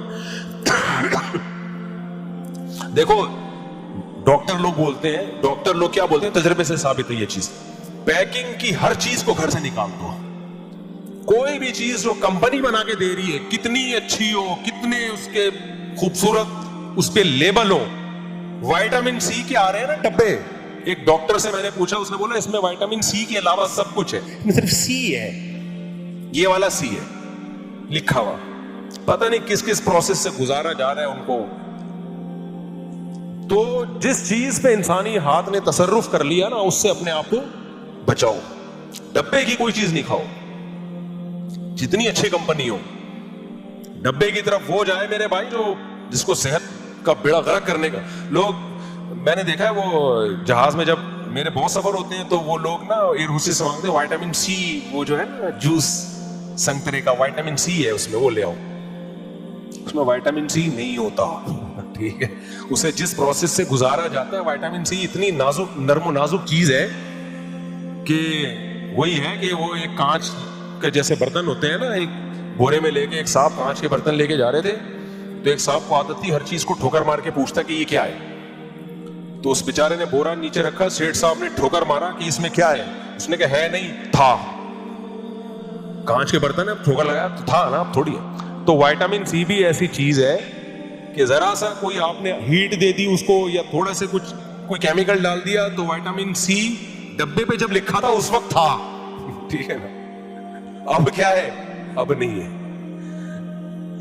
تو وہ مجھے ہنسی آ رہی ہوتی ہے, وائٹامن سی سمجھ کے پی رہا ہے اس کو نا, پیسے بھی خرچ کر رہا ہے, تو گلا اس سے فوراً بیٹھ جاتا ہے, ایسیڈیٹی فوراً شروع. میرے تو گلا بہت سینسیٹیو ہے, میں نے جب کوئی پیکنگ کی چیز ڈبے کی چیز خرید کے پی ہے یا فوراً گلا بیٹھا ہے, فوراً پیٹ میں محسوس ہوا ہے کہ تیزابیت بڑھ گئی ہے. نیچرل چیزیں صبح شام کھاتے پیتے رہو کچھ بھی نہیں ہوتا. یہ آپ دیکھ لو, یہ جو سیب کا مربع ہے نا بازار سے خرید کے کھاؤ, آپ ایک سیب کھاؤ گے آپ کو جلن شروع ہو جائے گی. کل کوئی جاننے والے قبلہ حکیم تھے, انہوں نے میرے لیے سیب کا مربع بھیجا, واہ 3 سیب کھا گیا میں ایک ہی ٹائم. اللہ بچائے, کم کھانے کی باتیں کر رہا ہوں, کچھ ایسا زبردست ہضم ہوئے کیونکہ وہ ایک قابل اعتماد آدمی نے خود بنایا ہے اپنے ہاتھوں سے. تو کمپنی تو اس کو سیو کرنے کے لیے پتہ نہیں کیا کیا ڈال رہی ہے. تو ڈبے کی چیزوں سے اپنے آپ کو اور اپنے بچوں کو بولو بچاؤ. چینی بھی ڈبے کی چیز ہی ہے, سمجھ رہے ہو, چینی بھی کوئی کھانے والی چیز نہیں ہے. شہد کی عادت ڈالو میرے بھائی, شہد کے پیسے نہیں ہے, گڑ کھا لو, گڑ. اور گڑ بھی آج کل کیمیکل والا آ رہا ہے, اس کو بھی جب تک جا کے گنا لے کے خود پکا کے نہیں بناؤ نا یقین نہیں آتا, یا کوئی بہت زیادہ قابل اعتماد ہو. خیر یہ ایک الگ ٹاپک ہے. تو جو چیزیں ہم کھا رہے ہیں وہ صحت کو نقصان پہنچا رہی ہیں, اپنی خوراک کو ٹھیک کرنے کی ضرورت ہے. جب آپ کا کنٹرول ہوگا تو خواہشات میں ہر جگہ آپ کا کنٹرول ہو جائے گا. بس آخری واقعہ سنا کے بیان ختم کرتا ہوں. شاید حضرت مولانا قاسم نانوتوی رحمۃ اللہ علیہ کا واقعہ ہے. یہ میں آپ کو بتا رہا ہوں کہ اسلام کیا چاہتا ہے آپ سے. اسلام کیا چاہتا ہے, اسلام کا مزاج کیا ہے. مولانا قاسم نانوتوی کا کسی ہندو پنڈت سے مقابلہ ہوا, مناظرہ. تو اس ہندو پنڈت نے کہا کہ دیکھو اسلام سچا دین ہے, یہ ہندو مذہب سچا دین ہے, اس کا ایسے پتہ چل جائے گا کہ یہ دیگ رکھی ہوئی ہے نا کھانے کی, میں پوری دیگ کھا لوں گا اور نہیں مروں گا, آپ بھی ایسی ایک دیگ کھا کے بتاؤ. بھائی انسان کے بس میں ہے دیگ کھانا, لیکن وہ ہندو پنڈت نے اس لیے کہا کہ میں پوری دیگ کھا جاؤں گا کہ بس یہ ایک معجزہ ہوگا, یہ اس کی علامت ہوگی کہ پوری دیگ میں نے کھا لی اور پیٹ میں اسپیس اتنی سی ہے, پھر بھی وہ دیگ مختلف کھانچوں میں پہنچ گئی اور میں نہیں مرا. اس کا مطلب بھگوان کس کے ساتھ ہے؟ میرے ساتھ. کہ اتنا بڑا میں نے کارنامہ سر انجام دیا, پوری دیگ کھا گیا اور پھر بھی نہیں مرا, تو یہ معجزہ ہوگا, یہ چمتکار ہوگی, اور یہ اس کی علامت ہوگی کہ یہ بھگوان کس کے ساتھ ہے؟ بولو میرے ساتھ. اور آپ دیکھ کھاؤ, میں گارنٹی سے کہتا ہوں آپ مر جاؤ گے. یہ اس کی علامت ہوگی کہ بھگوان آپ کا ساتھ نہیں دے رہا. اب مولانا قاسم نانوتوی تھے غالباً, یا کوئی اور بزرگ تھے میرا خیال ہے, نام ذہن سے کسی نے نیٹ پہ لکھ کے بتایا بھی تھا, پھر میں بھول گیا. اب وہ بیٹھ گئے بیچارے سر جھکا کے نا, لوگوں نے تالیاں بجانا شروع کر دی. یہ تو ہار گئے بھائی, ان کے بس کا نہیں ہے. اس کا مطلب بھگوان کس کے ساتھ ہے؟ ان کے ساتھ ہے, ان کے بس میں نہیں ہے بھائی, یہ نہیں. کافی دیر سوچ بچار کے نا انہوں نے سر اٹھا کے کہا کہ دیکھو بھائی ایکچولی بات اصل میں یہ ہے کہ دیگیں کھانا انسانوں کا کام نہیں ہے, بھینسوں کا کام ہے. بھینس کو جب ہم چارہ ڈال کے دیتے ہیں تو پلیٹ میں دیتے ہیں یا اتنے بڑے دیگڑے میں دیتے ہیں؟ کبھی آپ نے دیکھا 3 لڈو بھینس کے سامنے آپ نے, بھینس بولے گی میرے ساتھ کیا مذاق کر رہا ہے بھائی تم. تو یہ جو اتنی بڑی بڑی دیگیں کھانا یہ بھینسوں کا کام ہے, یہ انسانوں کا کام نہیں ہے. انسان میں اللہ نے خواہشات کو کنٹرول کرنے کی طاقت رکھی ہے. میں 1 ہفتہ کھائے پیے بغیر رہ کے دکھاتا ہوں, تو بھی 1 ہفتہ رہ کے دکھا. سمجھ میں آ رہی ہے بات؟ میں 1 ہفتہ کھانے اور پینے پہ کنٹرول, مجھے پیاس لگے گی نہیں پیوں گا پانی, بھوک لگے گی کھانا نہیں کھاؤں گا, تو بھی 1 ہفتہ یہ کر کے دکھا دے. جس نے کر لیا اس کی علامت اس کا دین سچا ہے. تو اسی وقت مناظرہ ہار گیا اس نے, نہیں ہو سکتا بھائی. تو اب آپ کو اسلام کا فلسفہ سمجھ میں آیا؟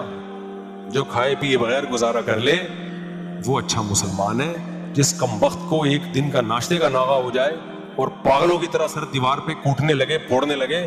ہم جب چھوٹے بچے تھے, جب گھر میں آتے تھے, مجھے اپنے اسکول کا زمانہ یاد ہے کہ جب گھر میں آتے تھے پوچھتے تھے کیا پکا ہے.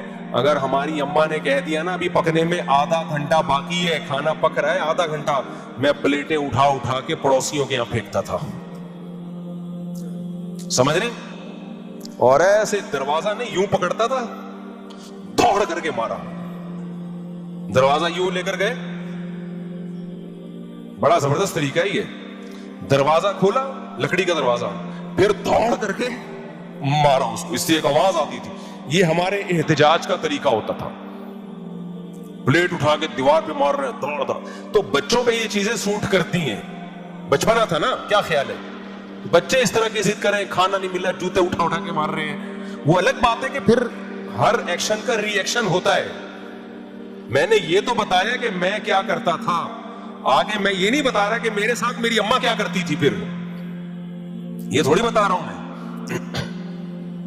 ہم تو جو پلیٹ نے دھاڑ دھاڑ کری وہ غصہ آ رہا ہے. تو بچپن میں تو ٹھیک ہے, کیا خیال ہے؟ بچپن میں ٹھیک ہے, بچے تو ہوتے ہی بھائی ان کو چیز نہ, لیکن جب انسان بڑا ہو جاتا ہے تو پھر اس کی کنٹرولنگ پاور بولو بڑھنی چاہیے. اس کھانا مل گیا ٹھیک ہے, نہیں ملا بھوکا رہو, کوئی مسئلہ نہیں. ہمارے نبی صلی اللہ علیہ وسلم گھر آتے, آپ نے کیا فرمایا کہ میں نے اللہ سے دعا مانگی کہ اللہ ایک وقت کھلا ایک وقت بھوکا رکھ مجھے, تاکہ جب کھاؤں تو شکر ادا کروں, نہ ملے تو کیا کروں, صبر کروں, صبر کا ثواب حاصل کروں. ہم تو اللہ سے دعا مانگتے ہیں اللہ تیرے نبی کا حوصلہ تو بہت بلند تھا, ہمیں صبر والی زندگی نہیں, ہمیں تو خوشیوں والی زندگی چاہیے. ہمارا تو حوصلہ صبر کا نہیں ہے.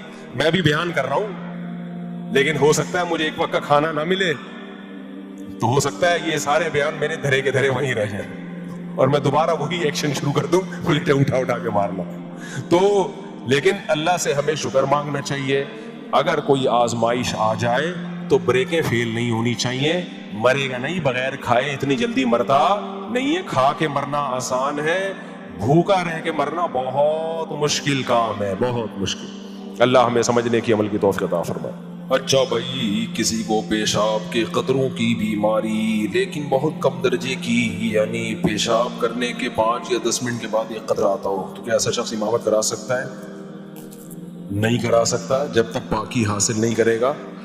تو ایسے شخص کو چاہیے کہ وضو کرنے سے آدھا گھنٹہ پہلے پیشاب کر لے، تاکہ جتنے قطرے آنے وہ آدھا گھنٹے تک نکل جائیں. اس کے بعد وضو کرنے سے پہلے کیا کرے وہ، اگر وہ قطرے زیادہ نکلے تو وہ جگہ دھو لے. ایک آدھ قطرہ نکلا ہو تو جگہ دھونا بھی ضروری نہیں ہے. اور زیادہ قطرے نکل گئے تو دھوئے کیسے؟ اندازے سے دھو لے کہ بھئی یہاں ہو سکتا ہے یہاں لگاؤ، تو اتنا حصہ پانی میں دھو لے بس ہلکا سا. تو اندازے سے بھی دھو لے گا کافی ہے، اس میں وہم بھی بننے کی ضرورت نہیں ہے کہ پتہ نہیں یہاں لگاؤ، ہو سکتا ہے یہاں لگاؤ. تو اس میں طہارت کے مسائل میں شریعت نے آسانیاں دی ہیں. اچھا، آئی لو یو شبیر ناز، وعلیکم لو یو. مفتی صاحب ہم روڈ پہ جا رہے ہیں، راستے میں قبرستان ہے، تو کیا ہم جاتے ہوئے قبروں پہ لکھے نام پڑھ سکتے ہیں؟ کیا ثواب ملے گا؟ نام پڑھ کے پڑھ سکتے ہیں، اس میں کیا مسئلہ ہے، لیکن اس کا فائدہ کیا ہے؟ میں یونیورسٹی میں پڑھتی ہوں، میرا وہیں پر ایک غلط جگہ رشتہ ہو گیا تھا، پھر میں نے توبہ کر لی اور گھر والوں کو بھی پتہ چل گیا تھا. اب میں توبہ کر کے پردہ کرنا چاہتی ہوں، میرے والدین نہیں کرنے دے رہے. میرے ابو نے مجھے چماٹ مار دیا تھا اور بولا تھا کہ پردہ نہیں کرو، اگر کیا تو سب کچھ ختم کر کے گھر سے نکال دوں گا.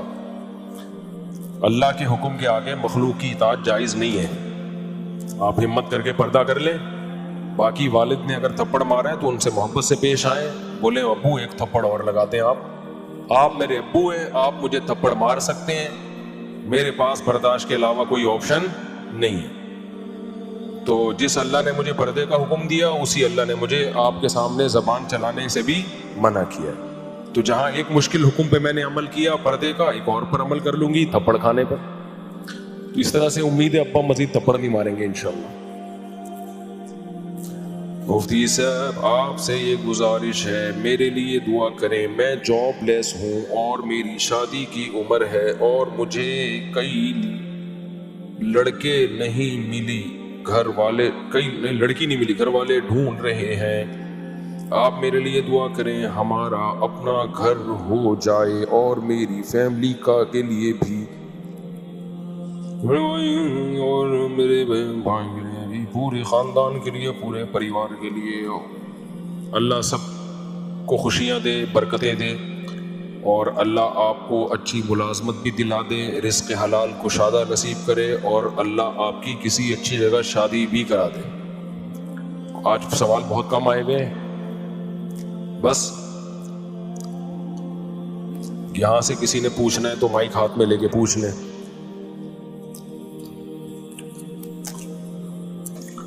مفتی صاحب آپ سے ملاقات کرنی ہے ہم. ہاں پتہ نہیں کیا لکھا ہوا ہے، پہلے ہی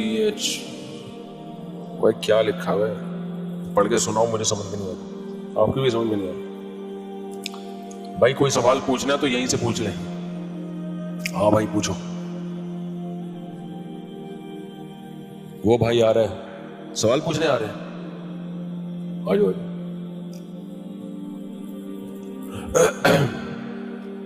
آپ کہاں سے آئے ہیں؟ قیوم آباد. کیا کرتے ہیں؟ اچھا آپ ساتھ آئے. تبلیغی اجتماع اور ہمارا اسلام، یہ کیا ہے؟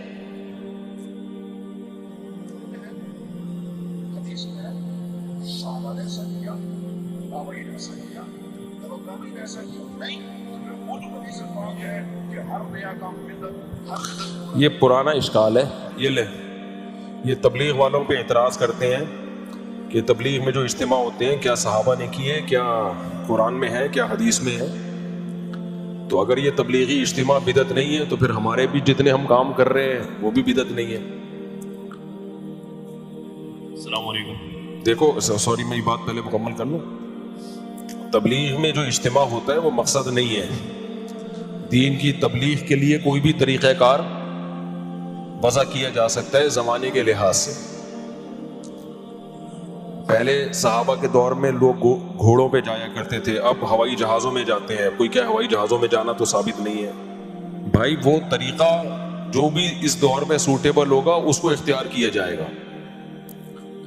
تو اس کا سنت اور بدعت سے تعلق نہیں ہے. تو اصلاح کے لیے کوئی بھی طریقہ ایجاد کیا جا سکتا ہے. بعض اکابر میں معمول یہ تھا کہ آپ سے اچھی خوراک چھڑوا دیا کرتے تھے تاکہ آپ میں برداشت پیدا ہو.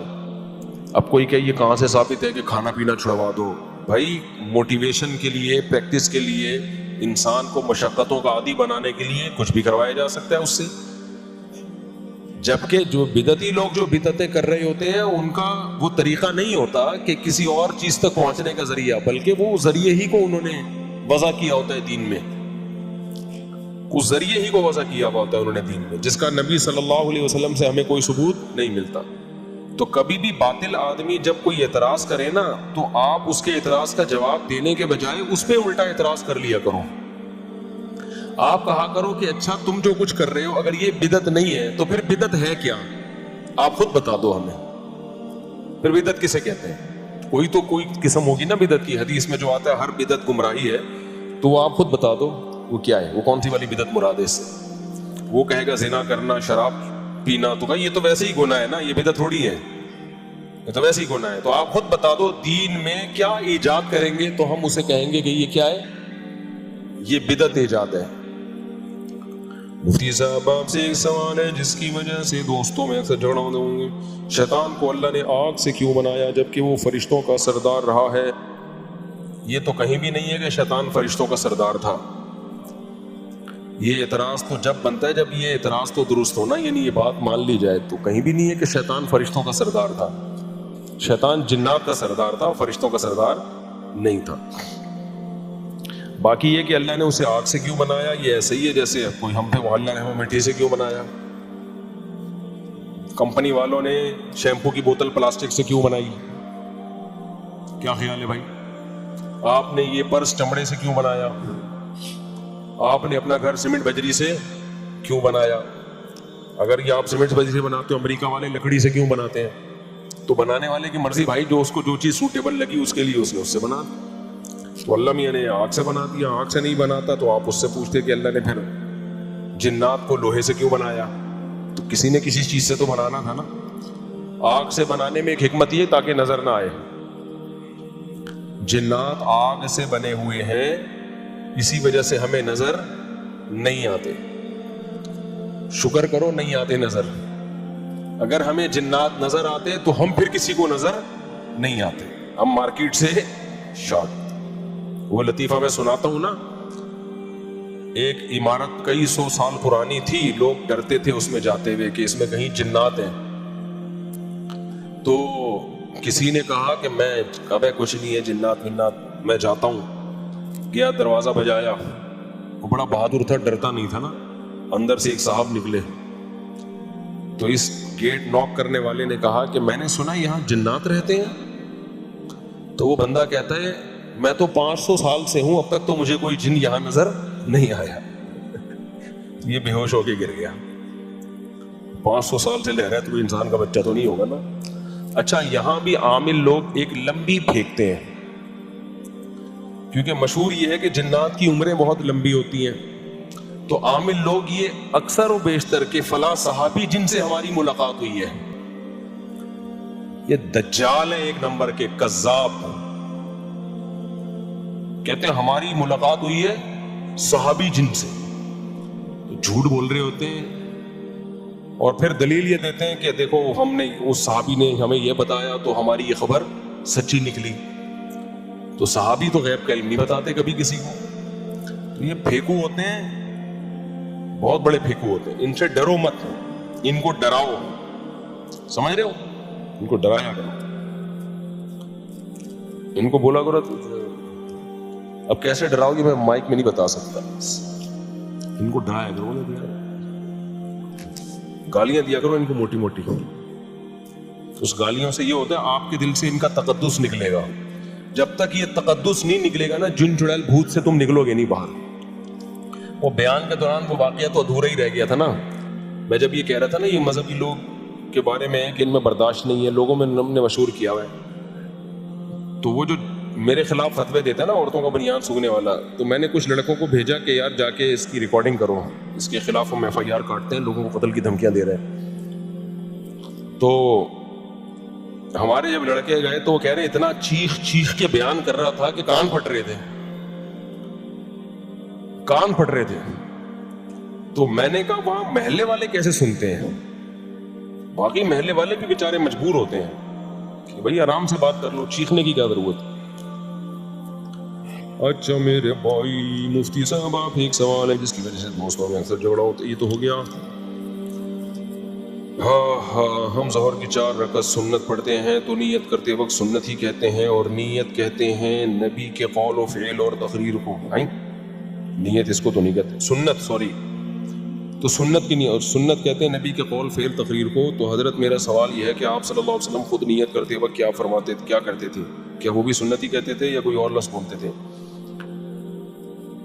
یہ جو نیت کے بارے میں ہم لوگوں نے اتنا تکلف کیا ہوا ہے نا، 4 سنت اور 2 سنت 2 نفل، اس تکلف کی بالکل ضرورت نہیں ہے. نیت کا فلسفہ کیا ہے یہ سمجھو. نیت کا فلسفہ کیا ہے؟ نیت کا فلسفہ یہ ہے تمییز العادہ عن العبادہ، پھر تمییز جنس العبادہ عن عبادت آخر. عادت اور عبادت کو ایک دوسرے سے جدا کرنا. یہ فلسفہ نیت کا سمجھ میں آ گیا نا تو مسئلہ حل ہو جائے گا. مثال کے طور پر آدمی بعض دفعہ ویسے بھی قبلے کی طرف رخ کر کے کھڑا ہوتا ہے، بعض دفعہ ویسے بھی ہاتھ باندھ کے کھڑا ہوا ہوتا ہے، تو یہ تو عادتاً ہوتا ہے نا. تو یہ فرق کرنا کہ یہ میں بطور عادت کے نہیں بلکہ نماز کی عبادت کے طور پر میں کھڑا ہوا ہوں، اس کے لیے نیت کرنی پڑے گی کہ یہ نماز والا کھڑا ہونا ہے، یہ وہی نہیں کھڑا ہوا میں. یہ نیت کے بغیر ممکن نہیں ہے. تو اس لیے اتنی نیت ضروری ہے کہ میں نماز پڑھ رہا ہوں. آئی بات سمجھ میں؟ پھر نمازیں بھی بہت ساری سیم ہوتی ہیں، ایک جیسی ہوتی ہیں. مثال کے طور پر ظہر کی 4 سنت بھی 4 ہے اور ظہر کے 4 فرض بھی کیا ہیں؟ 4 ہیں. تو اتنی نیت کہ یہ فرض ہیں، فرض کے علاوہ نماز نہیں ہے، تو یہ نیت بھی کیا ہے؟ ضروری، ورنہ اس کے بغیر پتہ کیسے چلے گا کہ آپ نے پڑھا کیا ہے. تو یہ نیت آپ نے کر لی کہ بھائی یہ فرض ہے بس. اب اس میں 4 کی نیت ضروری نہیں ہے. وجہ اس کی یہ کہ اس کے تکلف کی آپ کو ضرورت ہی نہیں ہے، یہ اللہ کی طرف سے 4 ہی ہے. تو آپ کے نیت کرنے نہ کرنے سے کوئی فرق نہیں پڑتا. اگر آپ نے یہ نیت کی کہ میں ظہر کی نماز پڑھ رہا ہوں 1 رکعت، اللہ اکبر کہہ کے نیت باندھ لی تو بھی نماز ہو جائے گی. کیونکہ جہاں شریعت نے خود سے تعیین کر دی ہے تو وہاں آپ کی تعیین باطل ہے. تبھی رمضان میں اگر کوئی نفل روزے کی نیت کرتا ہے تو بھی روزہ ہو جائے گا. سمجھ رہے ہو؟ اس لیے کہ شریعت نے وہ فرض کے لیے بنایا ہے، تو اس میں کسی دوسرے روزے کا احتمال ہی نہیں ہے. تو اب رمضان میں یہ نیت کہ میں رمضان کے روزے کی نیت کر رہا ہوں، یہ تکلف ہے. آپ نفل کی نیت کرو، آپ جو مرضی نیت کرو، رمضان کا روزہ ہی ہوگا. ہاں روزے کی نیت ضروری ہے، اس لیے کہ بعض دفعہ رمضان میں ویسے بھی آدمی نہیں کھا رہا ہوتا. بیٹھ جائیں بھائی آپ صبح اٹھے، آپ کی روزہ ہی نہیں رکھنا، آپ بھوکے ہو، آپ نے کہا کہ چلو 11-12 بجے ناشتہ کروں گا میں. تو اس لیے نیت ضروری ہے تاکہ پتہ چل جائے عادت، یعنی آپ جو نارمل روٹین میں جو نہیں کھاتے یہ وہ والا نہیں کھانا ہے یا عبادت کی نیت سے نہیں کھا رہے آپ. یہ نیت کے بغیر فرق ہو نہیں سکتا. تو رمضان میں آپ کو یہ نیت کرنی پڑے گی میرا روزہ ہے، یعنی میں جو میں نہیں کھا رہا یہ روزے کی وجہ سے نہیں کھا رہا. تو صبح ایک دفعہ یہ نیت کر لیں بس کافی ہے. اس میں یہ نیت کہ رمضان کا ہے، شوال کا ہے، کون سا ہے، یہ ضروری، یہ اللہ نے متعین کر دیا ہے کہ رمضان کا روزہ ہے. تو صرف نفس روزے کی نیت یہ کافی ہے، الگ سے رمضان کے روزے کی نیت ضروری نہیں ہے. تو فرض نماز میں 4 رکعت یا 2 رکعت کی نیت ضروری نہیں ہے، اتنی کہ فرض پڑھ رہا ہوں بس. بھلے 1 رکعت کی نیت کر لو، 2 کی نیت کر لو، یہ کوئی وہ نہیں ہے. سمجھتے ہو کہ نہیں سمجھتے؟ اب سفر میں 2 فرض ہوتے ہیں، تو آپ 4 کی نیت بھی کرو گے تو 2 ہی فرض ہوں گے اور ہو جائے گی نماز، کیونکہ وہ اللہ کی طرف سے 2 متعین ہے، اس میں آپ کے پاس یہ رائٹ ہی نہیں ہے کہ 2 کے 4 پڑھو آپ یا 4 کی 2 کر دو۔ تو جب آپ سفر میں جاتے ہو فرض کی نیت، لوگ اتنی ٹینشن میں ہوتے ہیں 2 رکعت ظہر کی نیت فرض، منہ میرا قبلے کی طرف پیچھے اس امام کے، یہ فضول بات ہے بالکل۔ آپ نے سفر میں جانا ہے، ظہر کی نماز پڑھ رہا ہوں، عصر کی پڑھ رہا ہوں، مغرب کی پڑھ رہا ہوں، عشاء کی پڑھ رہا ہوں، یہ فرق کرو بس، باقی 3 رکعتیں 2 رکعتیں 4 رکعتیں یہ نیت ضروری نہیں ہے آپ کی، سمجھتے ہو؟ سنتوں میں کیا ہے کہ سنتوں میں ظہر سے پہلے 4 سنت ہوتی ہیں، تو بس اتنی نیت کہ نماز پڑھ رہا ہوں میں مطلق سر، ظہر سے پہلے نماز فرض نہیں پڑھ رہا میں فرض نہیں پڑھ رہا، تو وہ خود بخود سنت ہی ہے، وہ 4 سنت جو پڑھتے ہیں ہم۔ مغرب کے بعد 2 سنتیں ہوتی ہیں تو بس فرض نہیں پڑھ رہا، تو وہ خود بخود کیا ہو جائیں گی؟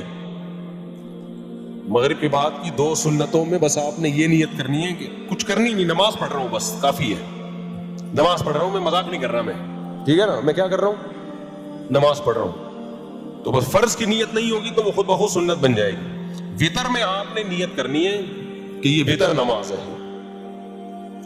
کیونکہ 3 رکعتیں تو مغرب کی بھی ہوتی ہیں، کیا پتا چلے گا آپ کون سی پڑھ رہے ہو، قضا تو نہیں پڑھ رہے، تو بھائی میں وتر پڑھ رہا ہوں۔ اچھا، ادا اور قضا میں ایک اہم بات یہ ہے کہ اگر آپ کی ظہر کی نماز قضا ہو گئی اور آپ وہ عصر میں پڑھ رہے ہو تو الگ سے قضا کی نیت بھی ضروری نہیں ہے، اس لیے کہ جو ہونا تھا وہ تو ہو گیا، آپ کے ادا کی نیت کرنے سے ادا ہو جائے گی، وہ ادا نماز قضا کی نیت سے پڑھو گے تو بھی ادا ہوگی، قضا نماز ادا کی نیت سے پڑھو گے تو بھی قضا ہوگی، لہذا اس میں ادا اور قضا کے تکلف کی بھی ضرورت نہیں ہے۔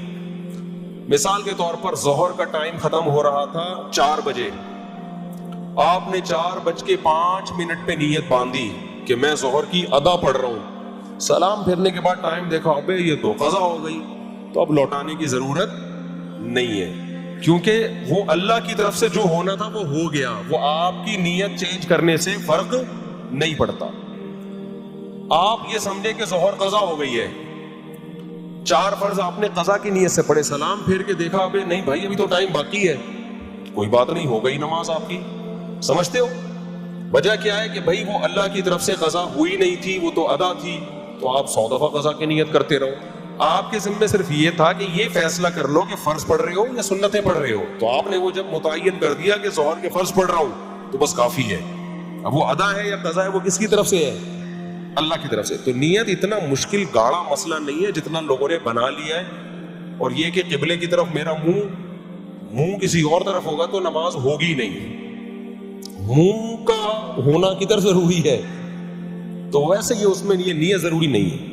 ہاں، جماعت کی نماز اور انفرادی نماز میں بھی فرق ہوتا ہے، جماعت کی نماز کے احکام الگ ہوتے ہیں، انفرادی نماز کے احکام الگ ہوتے ہیں، تو اس لیے جماعت سے اگر پڑھ رہے ہو تو جماعت کی نیت کرنی پڑے گی، لیکن وہ ہوتی ہے آلریڈی پہلے سے، جب صف میں آ کے کھڑے ہوئے ہو یوں کر کے نیت باندھ رہے ہو تو کیا کرنے آئے ہو، یہاں پہ اکیلے پڑھنی تھی تو وہیں پڑھ لیتا نا وضو خانے میں، تو اس لیے اس میں بھی زیادہ ٹینشن لینے کی ضرورت نہیں ہے۔ تو نیت کا مسئلے کو لوگوں نے بہت زیادہ پیچیدہ بنا دیا، گھنٹوں گھنٹوں نیتیں یاد کر رہے ہوتے ہیں بیٹھ کے، اتنی مشکل نماز نہیں ہے جتنی مشکل نیت ہے۔ الٹا کام کرنے سے پہلے کوئی نیت نہیں کریں گے، میں نیت کرتا ہوں گٹکا کھانے کی، وہ کھائے چلے جا رہے ہیں، میں نیت کرتا ہوں سگریٹ پینے کی، پیے چلے جا رہے ہیں، اچھا کام ہوگا تو آدھا گھنٹہ نیت میں برباد کر دے گا، کبھی کام ہی نہیں ہو پاتا۔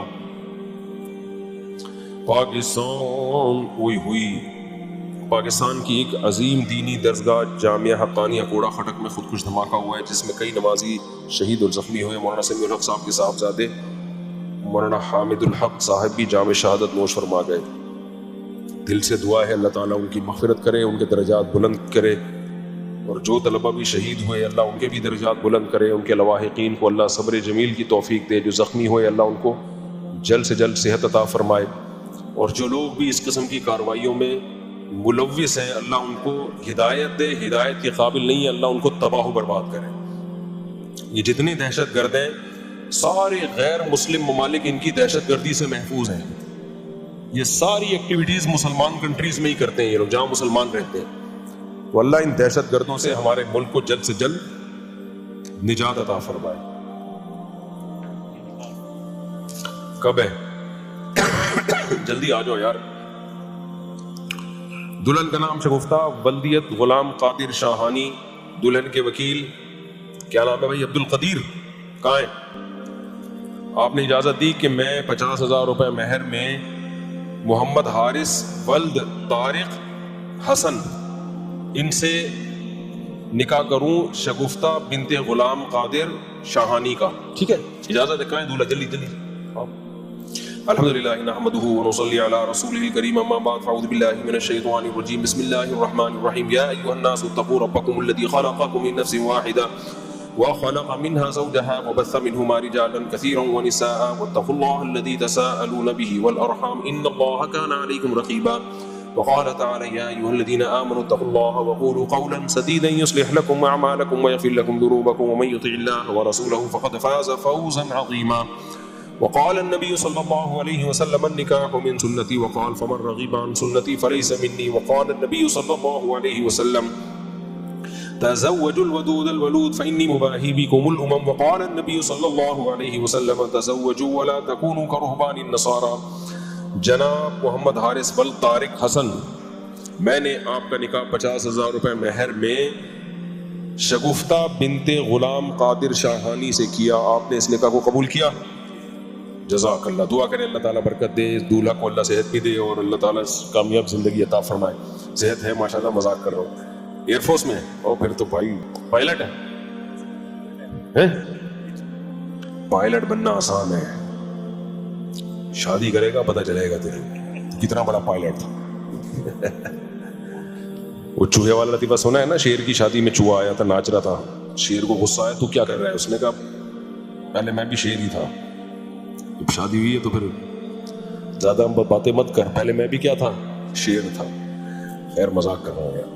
الحمدللہ رب العالمین والعاقبۃ للمتقین والصلاۃ والسلام علی رسول الکریم وعلی آلہ وصحبہ اجمعین. اے اللہ اس نکاح کو اپنے دربار میں قبول فرما. اس نکاح کی برکتیں میاں بیوی کو تادم حیات کامل طور پہ نصیب فرما. آپس کے اختلاف و انتشار سے، لڑائی جھگڑوں سے، ہر قسم کی شر فساد سے اللہ ان دونوں کی ہمیشہ کے لیے حفاظت فرما. اے اللہ اس نکاح کو دونوں کے خاندانوں میں جوڑ کا، محبتوں کا ذریعہ بنا. ہر طرح کی برکتیں نصیب فرما، ہر طرح کی بے برکتیوں سے اللہ ان کی حفاظت فرما. ربنا آتنا فی الدنیا حسنۃ وفی الآخرۃ حسنۃ وقنا عذاب النار. صلی اللہ تعالی علی خیر خلقہ محمد وعلی آلہ وصحبہ اجمعین. اللہ تعالیٰ بہت مبارک کرے. کوئی آخری سوال رہ گیا ہو تو بس کہنے، پھر چلتے ہیں چھٹی. بیٹھ کے پوچھ لو. جی السلام علیکم مفتی صاحب. یہ جو ہم ڈفرینٹ قسم کی جو برانڈس کی پرفیوم یوز کر رہے ہیں، کیا برانڈس کے پرفیوم یوز کر رہے ہوتے ہیں، ہاں، تو یہ ہمیں اس پہ لکھا ہوا بھی ہوتا کہ الکوہولک ہے یا نہیں ہے، تو کیا اس میں نماز پھر ہماری؟ ہاں، الکوہولک پرفیوم کا استعمال جائز ہے، اس میں نماز ہو جاتی ہے. الکوہل ناپاک چیز نہیں ہے. ہاں ہو جائے. ہاں تراویح کے بعد ہمارے جو درس قرآن میں ہم پڑھتے ہیں وہ بھی دہرایا جائے گا انشاءاللہ. لیکچر ہوں گے اس کے. جی السلام علیکم. وعلیکم السلام. سر وہ بیعت کے بارے میں پوچھنا تھا سر. اب جی اچھا بیعت کا سر پوچھنا تھا. بینک بیعت ابھی میں نے شروع نہیں کی ہے بیعت کو. نہیں آپ کے؟ ہاں میں نہیں کرتا آج کل. اچھا جب کریں گے تو بتا دیں گے انشاءاللہ. ٹھیک ہے، شکریہ. ہاں جی وہ کچھ پوچھ رہے کافی دیر سے. او بھائی السلام علیکم. وعلیکم السلام. صاحب میرا سوال یہ ہے، میں پچھلے سال فار ایگزامپل 29 رمضان کو صاحب نصاب ہوا اور اس سال 29 رمضان کو مجھے زکوٰۃ دینی ہے. اب ایک سال پورا ہونے پہ مال کی زکوٰۃ دینی ہوتی ہے. اب 25 رمضان کو فار ایگزامپل میرے پاس ایک اماؤنٹ آ جاتی ہے، تو کیا میں اس میں بھی پورا ایک سال گزرواؤں گا یا اس کو شامل اس کو بھی دیں گے؟ 29 رمضان کو آپ زکوٰۃ نکالتے ہیں، اگر 28 کو بھی اماؤنٹ آ گئی نا اور 29 تک رہی تو اس پوری اماؤنٹ پہ دینی پڑے گی. اور اگر 29 سے پہلے ایک دن پہلے خرچ ہو گئی تو 29 کو نہیں دینی پڑے گی اس پہ. السلام علیکم. وعلیکم السلام. مفتی صاحب میں ایک ایسے ادارے میں جاب کرتا ہوں کہ جہاں پر مجھے رمضان المبارک میں تراویح پڑھانے کے لیے چھٹی چاہیے ہوتی ہے، کیونکہ جاب کی ٹائمنگ بہت لمبی ہے. تو چھٹی بغیر رشوت کے ملتی نہیں ہے. تو میں اگر رشوت نہیں دیتا تو چھٹی نہیں ملتی، اور اگر رشوت دے کے छुट्टी लेके तरावियाँ पढ़ाऊँ, तो इसके बारे में क्या ख्याल? गवर्नमेंट इदारा है जी तो छुट्टी का आपका हक है, छुट्टी लेना जी बिल्कुल कानूनी हक है। जी, साल में अगर 40 दिन छुट्टी ले सकते हैं। हाँ, अगर कानूनी हक है और वो रिश्वत लिए बगैर नहीं दे रहे हैं तो फिर आप रिश्वत दे के ले सकते हैं। ऐसी सूरत में रिश्वत लेने वाले को गुनाह होगा।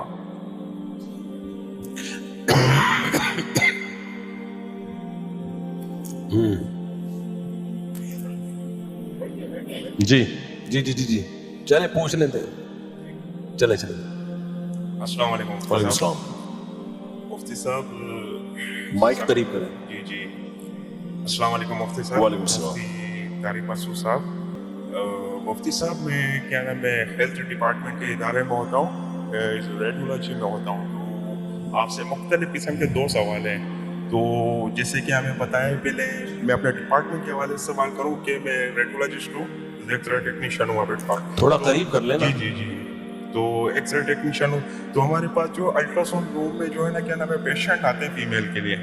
अच्छा, फीमेल जो पेशेंट होते हैं वो जाहिर सी बात है, मैंने भी थोड़ी तहकीक करी है कि अल्ट्रासाउंड फीमेल जो है मर्द कर सकता है, वो अपनी जगह ठीक है।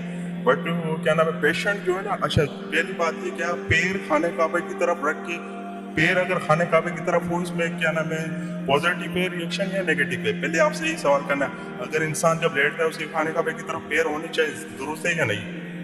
मैं आपसे ये यानी कि जब वहाँ बेड है ना हमारे क्या नाम है अल्ट्रासाउंड का, तो उसका रुख जो है ना होता है क्या नाम है खाने काबे की तरफ। अभी मैं वहाँ पे छोड़ यानी कि ये समझिए कि छोटा मुलाजिम हो, तो अगर मैं वहाँ पे दरखास्त दूँ तो किसी हिसाब से तो होता है जो बैतुल खला बने हुए हैं वॉशरूम वगैरह वो भी खाने काबे की तरफ रुक करके बने। तो इस मुताबिक आपसे राय ये लेनी है कि मैं अपने डिपार्टमेंट वालों को या ऊपर गवर्नमेंट को कैसे खिला दूँ। रही दूसरी बात ये, पहले आप इसका जवाब दें फिर दूसरा सवाल करता हूँ।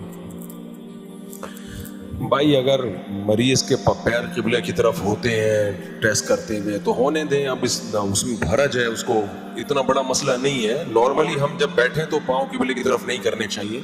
Okay okay. लेकिन मरीज को अब आप कैसे हटाएंगे? पूरा अस्पतालों का पूरे बेड का सेटअप और वो सारी मशीनें दाएं बाएं टेंशन हो। तो अदब व आदाब का मसला ऐसा है कि आसानी से मुमकिन है तो हो जाए, नहीं मुमकिन है तो आदाब में इतना ज्यादा यानी हम ऊपर आगे इतना नहीं कर सकते, कोई एप्लीकेशन कर लें, वो कोई मसला नहीं है। मरीज के पाँव किबले की तरफ हो भी जाए तो की तरफ। अच्छा अच्छा। दूसरा क्वेश्चन ये मुफ्ती साहब, हमें जनाब नबी करीम सल्लल्लाहु अलैहि वसल्लम ने बताया कि फरिश्ते जो है पाक है और के यानी कि राइट लेफ्ट दोनों साइड पे, बहुत साइड पे जो है ना वो होते हैं, असर से लेके मगरिब, असर से लेके फजर तक, फजर से लेके असर तक। हम जो कुछ भी बोलते हैं, जो कुछ भी स्पीकिंग करते हैं वो सब लिखते हैं। ये हमारा ईमान है क्योंकि नबी सल्लल्लाहु अलैहि वसल्लम खातून नबी ने। सीधे पॉइंट पर आ रहा हूँ वैसे, यानी कि जब फरिश्ते हैं पाक, ठीक है, अशरफुल मखलूकात के साथ हैं, तो जब हम बैतुल खला में जाते हैं, जो आज के जो नौजवान है जो ये समझे कि मोबाइल के बगैर तो बैतुल खला में जा नहीं सकते, बट सीधा ये कि जब मोबाइल में जाते हैं तो अक्सर ऐसा होता है कि कॉल वगैरह आ जाती है, उनको फ़ोन आ जाते हैं, ये बात वगैरह करते हैं। तो जब हम उनसे स्पीकिंग करते हैं, बात करते हैं या कुछ भी बोलते हैं या फला एक्सपायर थोड़ी बात करिए, 5 मिनट बात करिए, तो आज के टाइम में जो है ना तो आशिक लोग तो काफ़ी उसमें फ़ोन पे लगे होते हैं माशा। तो आपसे क्वेश्चन ये, जब फरिश्ते पाक हैं तो जो क्या नाम है बाथरूम में जो भी बात होती है तो फरिश्ते काउंट कैसे करते होंगे? देखो, फरिश्ते अगर बाथरूम में ना जाएं तो कोई बात नहीं है।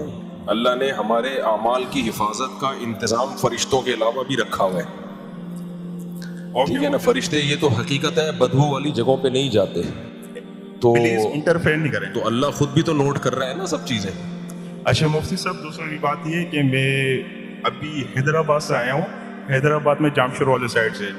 माशाल्लाह से काफ़ी कुछ प्रॉब्लम थी, ये सीधी बात है, ज़िंदगी से एक ही शिकायत है, आप मिलो, काफ़ी देर से मिलो, लेकिन अल्लाह बेहतर करेगा, हिदायत करा। तो दूसरी बात ये आपसे मुलाकात करना चाहता हूँ कि क्या वाला। चले फिर बताऊंगा आपको, ठीक है। जज़ाक। मुफ्ती साहब, मैं फ्राइडे वाले दिन, अच्छा अभी तो माइक किसी और को पकड़ाए ना, आप मेरे को वादा करें कि आप नेक्स्ट टाइम हाँ मुलाकात। ठीक है इंशाल्लाह इंशाल्लाह। सही। अस्सलाम वालेकुम।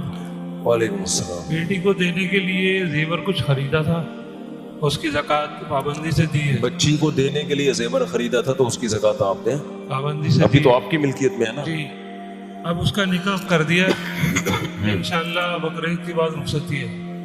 अब ज़कात की क्या सूरत होगी?